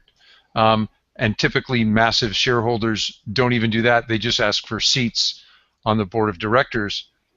This church was trying to get their point of view forced on the company through the courts rather than through either a shareholders meeting or the board of directors. I agree with Rob. You occasionally do see shareholder questions, and it's coming lots of times from churches or groups of nuns, whatever, that own just enough shares to be able to say that they're owners. The key issue here was whether or not a shareholders have the right to compel management decisions. And traditionally, they have never been given that right. They have the right to the profits of the company, but they hire by selecting the board, they hire the managers, and managerial decisions, such as whether or not to sell guns or ammo, are left to the managers, not to the shareholders. Yeah, well, now we know what church Bloomberg goes to. Yeah. Say what? He said, now we know which church Bloomberg goes to. Ah. Walmart is the world's largest retailer. They are a huge corporation, and they are all about making money. If there weren't money in selling guns and ammunition, believe me, they wouldn't be there. So, good. I'm glad Walmart won out on this one, and looks like everything is going the right way with that decision. Now, it's only, I don't know that it can be appealed. This is a federal district court. I don't know that it can be appealed beyond that. Sure, they can go to the Supreme Court. If the Supreme Court takes it. If they take it. But I think there was a very important precedent for all publicly owned companies. And I think the SEC came down on the side of Walmart here. In the sense that do shareholders have the right to directly mandate managerial decisions? And the answer, absent a vote of all the shareholders through a shareholder question, is no. Right. It's a resounding no. If you don't like it, you certainly have the ability to sell any shares that you own. Or keep buying shares until you own enough. But yeah, the story that I read, I went back and looked. The story that I read that gave me the amount of shares they had, they owned about $280,000 worth of shares. And I think it was if you were to buy all open shares of Walmart as of the 31st of March, if I was reading it right, was something in the neighborhood of $285 billion with a B dollars is what it would take you to buy Walmart. So 280,000 is just a absolutely minuscule tiny amount of stock in Walmart. So it's I'm so glad that the tiniest amount of stock doesn't give them the right to voice what happens. Let's go ahead and move on to gun quotes. Susan, what's our gun quote this week? If you think a federal universal background check is going to keep criminals from buying guns from each other, then I'd like to know why it hasn't prevented them from buying drugs from each other. That's from Sean Davis, writing over at The Federalist. Very cool gun quote and a very strong argument. So, well, hang on, everybody. We'll be right back with our interviews. We've got Billy Johnson and Craig Van Est and Jason Christiansen coming up. And we'll be back with those interviews right after this. Thank you, Rob, for writing that in the show notes. Thought I'd. Do you have to have a background check to buy drugs? You should. If you've ever bought narcotics when somebody was in a lot of pain, oh yeah. I have to show my driver's license to buy Sudafed. Yeah, I know. I wish sinus No. infections on every lawmaker who ever voted for that. I'm sorry, John. Well, the thing is, doing that didn't decrease meth use or availability one tiny bit. It's now just made in Mexico. Yeah. And it increased the power of the drug cartels in Mexico. You bet. I don't understand why you need to buy 400 boxes at a time, John, but okay, you know, not a problem. He gets a lot of sinus He's a prepper, infections. man. He's prepared. That's right. And with John's sinuses, that's how many days? Okay. I take one a day. When we come back, I want to make fun of me that I've donated to these guys. How can we do that? Why would we make fun of you for donating to these guys? You want to just bring us in again, Rob? Okay. I think that would be the best way, don't you? Great. Okay. Okay, and rolling. Welcome back to the Polite Society podcast, powered by the Firearms Policy Coalition. Before we go to our stories of defensive gun use, I donated to Billy Johnson's Kickstarter campaign and to Students for Concealed Carry Foundation. Come to think of it, I donated to each of the people we interviewed because Jason Christiansen has my credit card, but he'll give me a gun bill. In our DGUs, Susan, what's our first story? A daughter actually listened to her father, and it possibly saved her life. Quote, honestly, I mostly carry it because my dad wanted me to. Now I'm glad I listened. End quote. The unlikely decision to listen may have saved a young Indianapolis, Indiana woman from injury or worse. Crystal was on her way home from a grocery store late Friday night when she was surprised by 3 men. Shut up, be quiet, don't say anything. And the one here had a weapon, said the victim. When one man made a grab for her, she started shooting, hitting one and forcing all of them to flee. Police later arrested an 18-year-old with a gunshot wound to the shoulder. They're still looking for the other 2. Police found items in the suspect's SUV from an apartment takeover robbery earlier that night. In that crime, the suspects pistol whipped a defenseless woman. Crystal has some advice for women. Learn how to protect yourself if you don't know how. Be more aware. I wasn't paying attention to my surroundings at all. I wonder if her father would share some secrets on getting a woman to listen. Oh, I am not going there. no. Charlie Foxtrot, kudos to you for writing that in. I'm glad I'm sitting a desk away from my wife. That's after she read the that. bad setup about this new setup is I can't kick you under the desk. Okay, but guys, we had a daughter who saved herself. Her father cared about her enough to say, listen, you're going out into the world, I won't be there. To all the fathers, all the daughters, all the sons, all the moms, thank you for taking care of yourself and being responsible. Amen. To the daughter, there are a bunch of great women trainers. I don't know if Kathy Jackson's coming to your area, but there are a bunch of great women trainers, a bunch of great guy trainers. Rob, I think you wrote an article that we'll talk about a little later on your blog about women coming into the industry. Mm-hmm.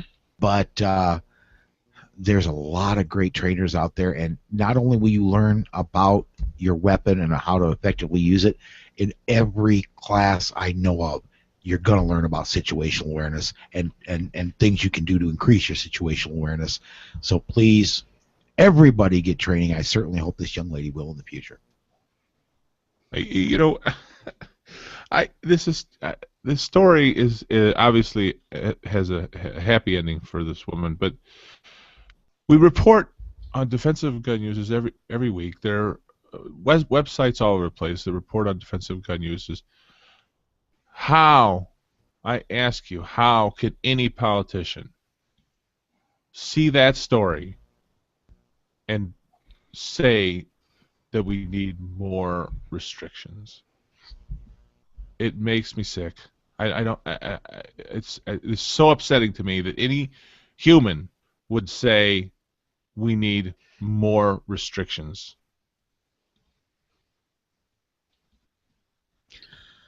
A man used his licensed CCW to defend himself and his 3 children from an unprovoked attack in a Yakima, Washington Walmart. Security video shows a 30-year-old transient suspect picking up an aluminum bat and striking the victim on the shoulder. No words had been exchanged between the two. They did not know each other. This attack was completely at random. Compounding the danger, the victim's 3 children were within easy striking distance. Faced with a potentially deadly situation, the victim drew his .357 SIG pistol. Store security heard a man in the sporting goods department shouting, "Get on the ground!" and found one man pointing a pistol at another, who was indeed on the ground. Police arrived minutes later to arrest the prone-out assailant, who remains in jail on a $30,000 bond. We certainly applaud the CCW holder for his foresight and his measured, textbook response to this desperate situation. When I heard the "get on the ground" quote, I'm wondering if the guy took a Masada Eve class. You will hear that if you take a Magnum 20. Another point to this story that I kind of wanted to point out, and has gotten a lot of traction, is the guy was open carrying, and they're thinking that maybe the attack was because he was open carrying. The guy was coming after his gun. And I, as an open carry advocate and someone who does open carry, I'm not going to say that's not the case. It very well could have been, but I will say what I say every time when there's an open carry possible situation, and that's if you are open carrying, you've got to be uber aware of your surroundings. You've got to be on top of everything that's going on around you, because your gun is out there. It can be a deterrent to crime. It can also be an attractant if somebody wants to get a hold of your gun.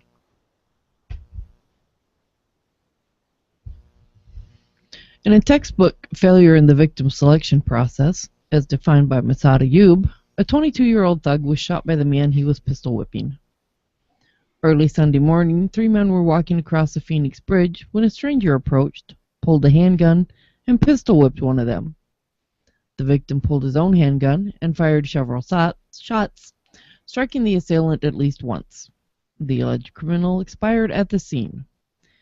The investigation is still ongoing, but it seems to be a case of justifiable self-defense.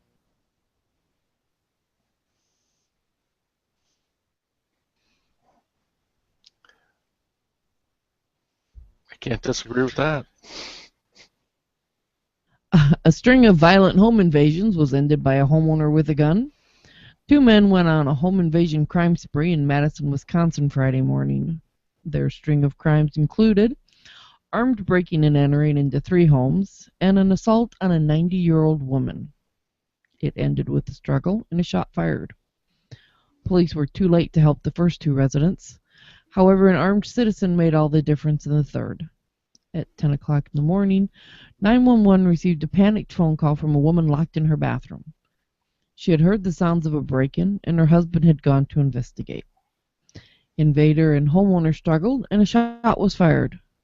The criminal dropped his weapon and was detained at gunpoint by the husband. The robber's accomplice fled, but was nabbed before the getaway car got too far. We applaud the bravery of the homeowner. His actions successfully protected his wife and stopped a string of armed home invasions, which could have very well led to additional injuries or even deaths. However, we need to point out that most self-defense instructors would recommend, if possible, holding up armed in a safe area and forcing the criminals to come to them. All the homeowner's possessions aren't worth their lives. The cops will get there, eventually. Yeah, I'm gonna have to agree with that. If you have the ability to go into a protected area of your home when somebody's breaking in, do that.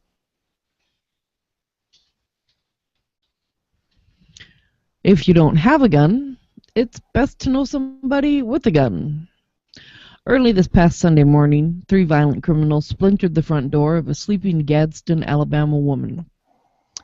Looting the house wasn't enough for one thug. He put a gun to the woman's head and viciously raped her. Even that wasn't enough. He continued to beat her while demanding all of her money. The desperate woman concocted a story that a neighbor down the street had her money. The invader dragged the woman to the neighbor's door at gunpoint. She pounded and pleaded for the unknowing man to give her the money, telling him that she was being threatened. The neighbor saw the gun and punched in 911.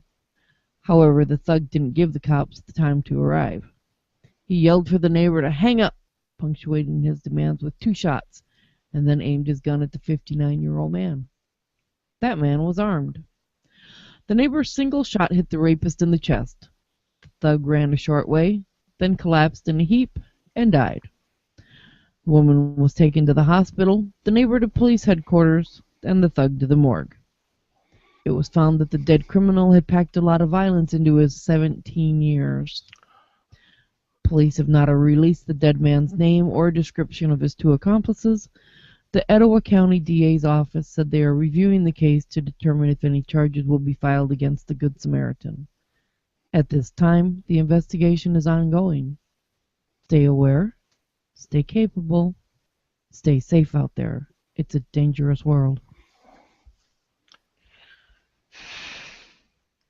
What charges, if any, could ever be brought against the Good Samaritan? The man was shot at. The man stopped an ongoing crime. Exactly. Yeah. And I would like to point out that the aggressor in this was 17 years old. People can become bad people at a very young age. You know, we see a lot of our DGUs with teenagers being the aggressor. And I don't want to say it scares me, but it really bothers me that there are this many young thugs out there who have no consideration for anything other than their immediate gratification. In other words, give us the money. You know, the one thing that brought this segment about, I didn't, when I first started the show, I didn't do DGUs because the gun dudes did them, and I thought, you know, I don't want to step on their turf. And we did a story in the news segment one time about a shooting where the aggressor was a 12-year-old young man in, if I remember right, it was in the Birmingham area. And after that, we got a lot of emails saying, we said if you want us to continue doing these defensive gun use stories, we will.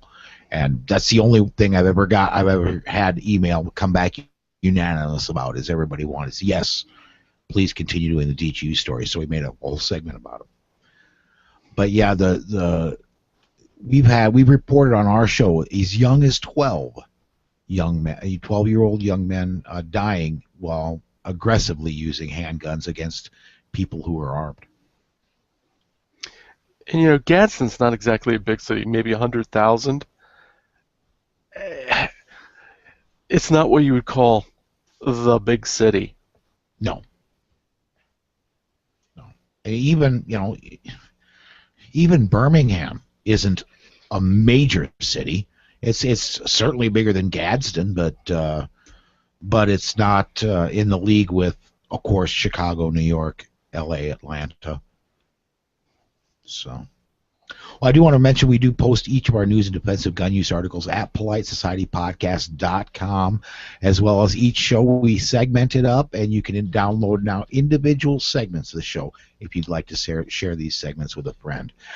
Real quick aside, I was looking at stats the other day. When I very first started the show, I'd look at stats 3 times a day. Because I wanted more people and more people and more people to listen. Well, thankfully, more people and more people and more people have listened, but I don't look at stats anymore. I was looking at stats more specifically because that's how we charge for advertisement, and wanted to see how we were doing. You know, since we started segmenting the show out, we're getting more than 10% of our downloads off just individual segments, which is very cool. And thank you for all for you that do download by segment. But I just thought it was interesting that we're getting so many downloads off of segments. So we are going to go ahead and step aside to break here. When we come back, we've got our email and blog posts to talk about. And we'll do that right after this. That was a long DGU segment. Normally they're about 8 minutes. This one was almost 15. Right. Good. It's a shame we have so much to talk about, but it's good we covered it. I think the emails may take us a while. Yeah. All right, here we go. Gary, you haven't brought us back yet. You want to bring us in for this last one? I'm on it, boss. Shaking the train. All right. Rolling. Welcome back to the Polite Society Podcast, powered by the Firearms Policy Coalition.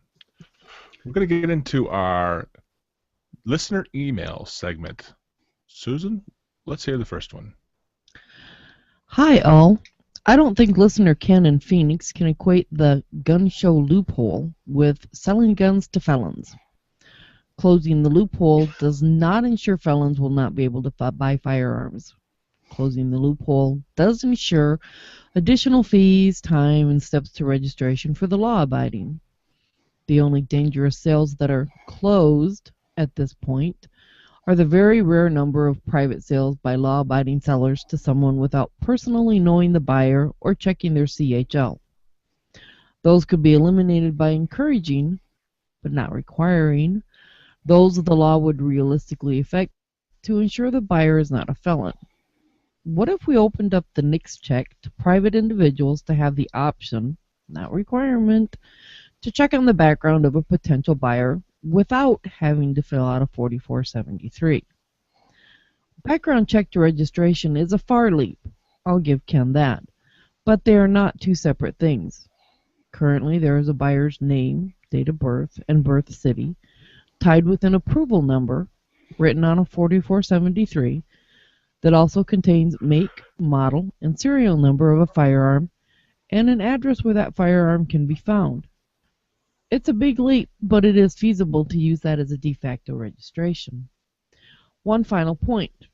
No tin hats here. I don't believe Feinstein is going to come knocking across the country. Mr. and Mrs. America? Turn them all in. It's very unlikely. What is likely, and is happening with more regularity, is when someone says, quote, that Paul guy and his wife Susan are hotheads. The only proof of that is my opinion. They can be disarmed of every firearm they ever bought on a 4473 if I tell the state my opinion. End quote. Dan from Philly. Yeah, what Great. Dan's describing there happens in California. So-called firearms restraining orders being issued. And now, even if you're put on, there was a nurse who was on antidepressant medications. She checked herself in because she was having an adverse reaction when they changed the dosage of the medication. She said, Doc, this isn't right. Okay, she checks herself in. It gets recorded as her being committed to the hospital, and they grab all of her family's guns. It happens. My big fear, and Dan did say it did kind of allude to this, is no matter whether we're talking a red light, green light, or we're talking about this where you have a system where the general public is available to check backgrounds on anybody else, is there are, and I was looking up, I want to say, and these numbers I do not have in front of me. I should have them, I'm sorry, but it would shock you. It's something like 17% of African American males have been charged with a felony. Something like 8% of white males have been charged with a felony. If you make a background check open to anybody, and what's going to happen is, especially with a red light, green light type thing, when somebody goes to get a job at McDonald's where they may be handling a cash register, they're not going to be able to get any jobs at all, period, because they are a former felon. It doesn't matter what the felony is 20 years ago, and so now they can't get a job where they might have to handle a cash register. It's just not worth it for the businessmen. Whereas if the under the current system where you got to have a damn good reason to give them a background check, people can get on with their lives, and that's my major problem with it. Paul, do you have evidence of that? Have you seen the stats? Other than the conviction stats, no. But I mean, all I'm doing is taking human nature out to. Well, but then human nature should show in human behavior, and it would be great to document that. Okay. Let me go one different direction here, and I'm not saying this is, but let's say, it hasn't been all that long ago. I had a dating age daughter. If I had the ability, do you think I might not have background checked every single young man that young lady brought home? I don't. I just don't think it's a good.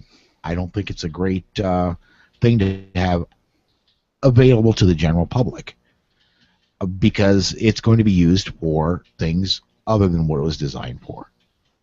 My personal opinion, I could very well be wrong. As you say, Rob, I have no evidence to support it, but there's a whole lot of things bad that could go wrong with it. Well, I'm agreeing with you, but I think your argument would be bolstered rather than. I'm hearing John Lott in the echo here, Paul. This is nothing original. That could happen, and it would be great to see if it does, because there should be evidence of it. Given human nature, if that's how we behave, we should be able to see it. I can understand that. But we're talking about it infringement on our rights, and in a great number in New Jersey, in California, in Washington, in possibly coming up here in Oregon. What Dan from Philly is talking about would help in South Dakota, North Dakota, Arizona, a lot of places. It would hurt. If you want to implement it state by state, very cool. Let's not do it nationally. I just saw an article, I didn't agree with it, commenting on how important the Peruta case was, where Peruta, since it certainly would affect the Ninth Circuit, California and Hawaii, and might have effects in New Jersey, we're talking about it having an immediate effect on at least a fifth of the U.S. population. So that's a lot. It is, yes. Yeah, even though California is losing people left and right. However, the amount of people leaving compared to the population of California is itty bitty tiny. There's a lot of people in California. Yep. Let's well, the second email kind of ties into the whole thing we're talking about. Let's go ahead and get to that second email. I just thought I'd write in about the discussion you had on background checks and the gun show loophole prompted by the listener email. I understand the confusion about the loophole the listener expressed, and you are correct. It is already illegal to knowingly sell a gun to a felon. The issue is, it's difficult, if not impossible, to know who is and is not a felon when you're exchanging emails on a local listing site or chatting with someone at the range. Dealing only with those with CCW permits greatly reduces your potential buyer pool, so most transactions don't take place with that kind of restriction, in my experience. I share your fear of a de facto gun registry, but what if instead we just had a registry of who is not allowed to own guns? Everyone else, gun owners, anti-gunners, and every schmo on the street who hasn't even thought of buying a gun would have the same mark on their license or other ID, and only those who were specifically prohibited from owning guns would have an identifying mark. After all, felony convictions are public record, and there's no right to privacy on those that I'm aware of. This proposal would basically just take what is public record and make it more easily accessible to people on the street. In return for this concession, I would expect the universal CCW reciprocity and a loosening on the restrictions of NFA items like suppressors and short-barreled firearms.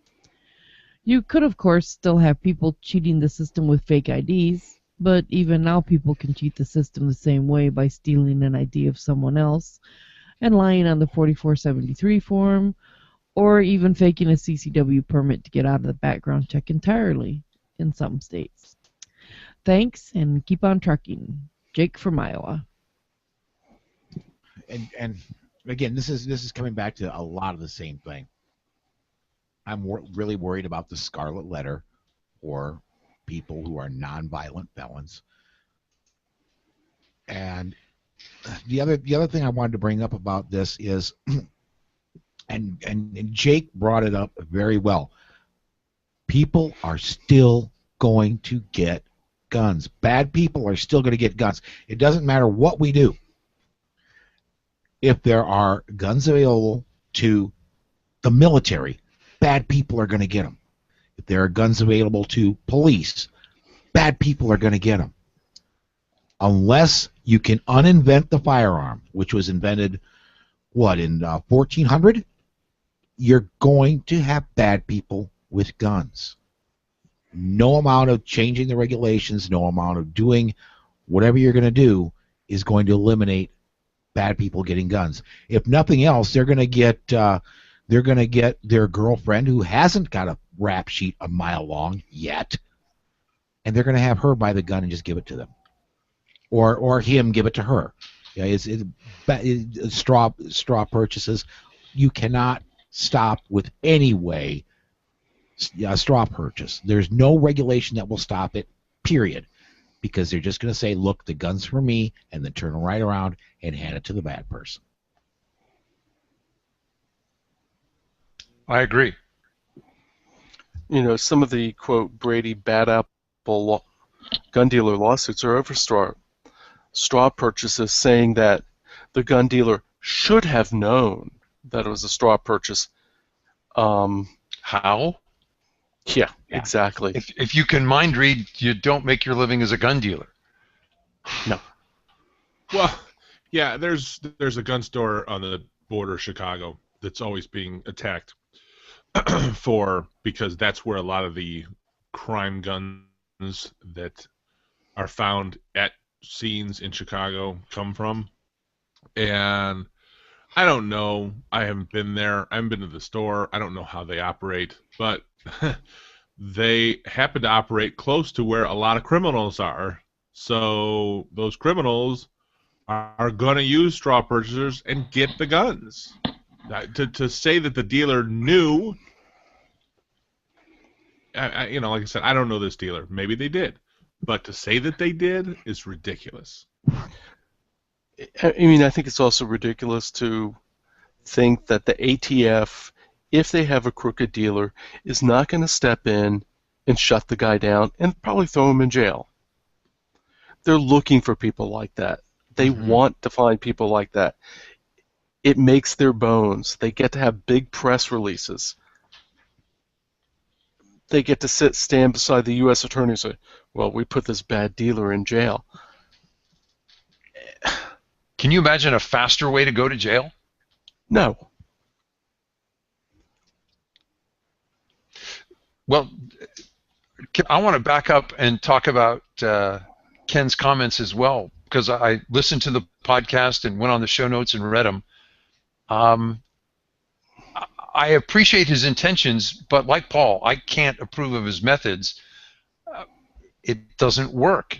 I mean, basically you said, or what Ken said is, I want to pass a law that criminals will obey. And when that doesn't work, I want to pass another law. I'm sorry, I haven't seen firearms prohibition be effective at disarming criminals, but they have both disarmed and inconvenienced honest men and women. What I think what's even more frightening to me, living in an anti-gun state, it emboldens anti-rights politicians who, use those claims as another stepping stone on a pretty much unending stream of prohibitions, claiming they might save one life somewhere someday. And I think Ken is pretty thoughtful, so I'd like him to argue with me, and if he can find a firearm prohibition that's been shown to be both effective and the least intrusive means to achieve the claimed result, I'd love to hear about it. Well, yeah, and let me talk about two firearm prohibitions that are huge and are not working. UK and Australia. Right. Absolutely. Everybody went, oh yeah, sure, let's take all the guns. That's a good idea. And violent crime in both locations has done nothing but go up. And in the United States, violent crime is going down. Right. Two specific cases recently, Nairobi, Kenya. Mm-hmm. Wow. Isn't that scary? Mm-hmm. Yep. Well, Paul, I want to pick another bone with you, and I think I got this idea from Russell Smith, and he's doing the rounds. Yeah, But- he is. Well, he's great to talk to. We He is. talk as we're driving so much. Yeah. I realized the three of us probably haven't spoken to each other in a long time when we're not in a car driving somewhere. But a background check that offends you and I is a piece of bureaucratic paperwork where a federal registry is possible. Likely, but still possible. Technically, it's illegal, but you and I don't necessarily trust that. And yet we're saying, okay, go ahead, use a concealed carry permit to show you're not a felon, where a registry is a virtual certainty. Yeah, I can see where you're coming with that. And I have said, and personally, if I were to sell a firearm, I would want some kind of assurance that the person is a good guy. Right. Right. Right. And I did say that in the past. That is one way you can check. But we've also had, I mean, do I think that all background, ideally what I would like to see is the gun laws go back to the way they were in 1933. Those are the perfect gun laws. By the way, there were none. Wow. On the federal level. The first federal gun law that I can find was in 1933. 1934, excuse me. But, and I could be wrong. God knows I've been wrong before. But I would like to see everything from NFA forward go away, including the background checks. How can you be sure you're going to be selling the gun to a good guy? Well, you can consign to a gun shop right now, and they still have to go through a background check. You can ask to see an FFL. But I can just about guarantee you right now, if I want to sell a gun to either of my sons, they're good guys. If I want to sell a gun to my daughter, she's a good guy. I got several personal friends I go shooting with here in the area. If I want to sell a gun to them, I can damn well guarantee you they're good guys. Right. If I were to list my firearm for sale in the local newspaper, which, by the way, does not take firearms ads anymore, I can't. So I'd have to do a little bit of checking. But all I'm saying is it's something the individual should do, but should not be required to do. It's none of the damn government's business. You know, Paul, that's making the same argument that I made with Ken, in the sense that you and I only want to sell to reputable buyers. Mm-hmm. And if that weren't our concern, the law wouldn't stop us in the first place. Right. Exactly. Yeah. You know, and I think, honestly, Rob, 99+% of regular gun owners are just like you and me. We want to make sure if we do sell a firearm, that firearm is not going to be used for something bad. That's Exactly. I don't think there's a need for these laws. Well, I don't think the laws fulfill the need they claim to. Yeah. I agree with that too. You talk about using concealed carry permits as essentially doing your background check. Well, actually, my friend Sean actually came up with another use for it. If he had a daughter, he wouldn't want his daughter dating anybody who didn't have a concealed carry permit. 'Cause he knows that they haven't been convicted of domestic violence and they're not a felon. Was that Sean Sorrentino? Exactly. Yeah. Well, that does cover the emails. Please, everybody, keep emailing in. These have been some great emails coming in. I don't care if you want to share brownie recipes. If you want to email us, well, try to make it gun-related, but email us at onair@politicsandguns.com. We are going to be doing something a little different. Rob and I had a conversation about this on the phone here a few days ago. We want to recognize people that have, if you've done something to help support our rights, something like you wrote into your Congress critter, you went and took somebody new shooting, you joined the NRA for the first time, you joined the Second Amendment for the first time. If you want to let people know about the good you've done for our cause, email us at onair@politicsandguns.com. We'll give you a shout out on the air. So, Rob, do you have any posts from Slowfax you want to talk about, man? Paul, you and Susan know why you want to go to the NRA show next time. I met some amazing men and women at the NRA show, and I was just struck how women are fully integrated. They're involved in every aspect of firearms, and the media largely ignores them. We have brilliant and beautiful advocates for the right of self-defense. That article is posted at AmmoLand, at Clash Daily, and on my blog at slowfax.wordpress.com. John, what's new on your blog? No lawyers, only guns and money. Well, I'd like to point out a case before the California Supreme Court. I learned about it from Brandon Combs of the Firearms Policy Coalition over lunch last Friday. California Attorney General Kamala Harris is trying to say that an opened Swiss Army knife is the legal equivalent of a dirk or dagger. Bearing in mind these are not lock blades, they're what we call slip joints. You stick it down in your pocket, you're just as likely to cut your finger. Knife Rights and the Second Amendment Foundation have filed a shared amicus brief in the case.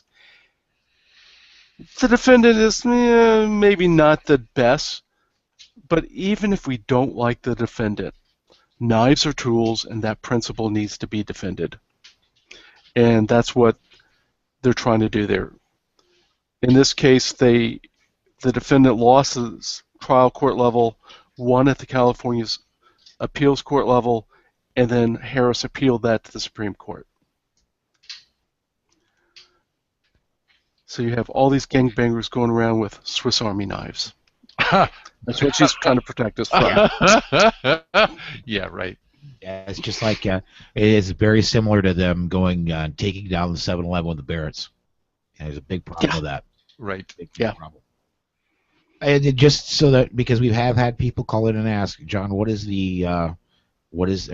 in and ask, what's the address for your blog then?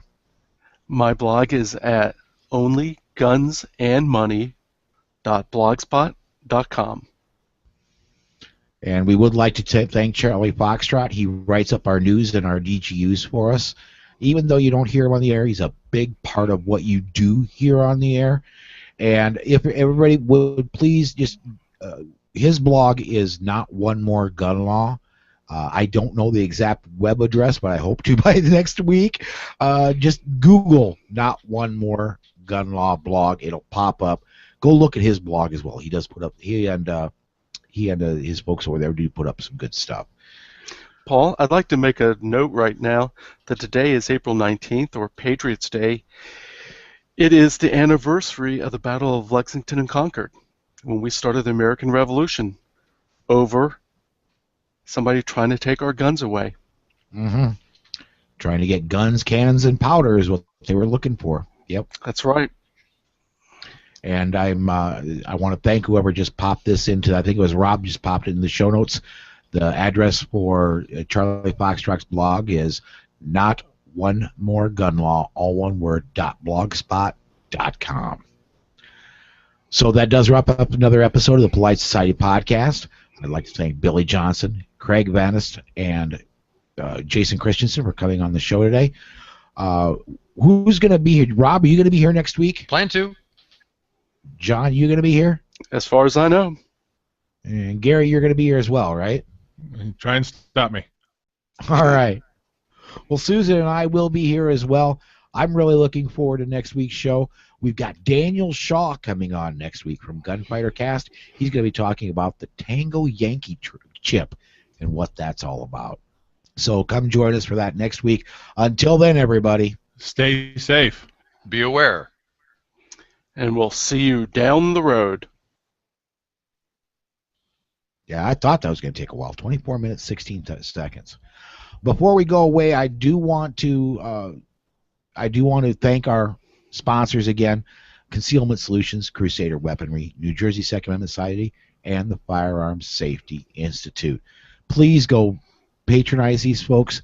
They are what's responsible for keeping the show on the air for you. If I didn't have sponsors, I couldn't afford to do the show anymore. So please go visit those folks and let them know when you do business with them that you came there by way of the Polite Society podcast. We're going to go ahead and shut her down then, and join us again next Sunday, 3:30 p.m. Central Time. We'll have another show for you. Thanks, everybody.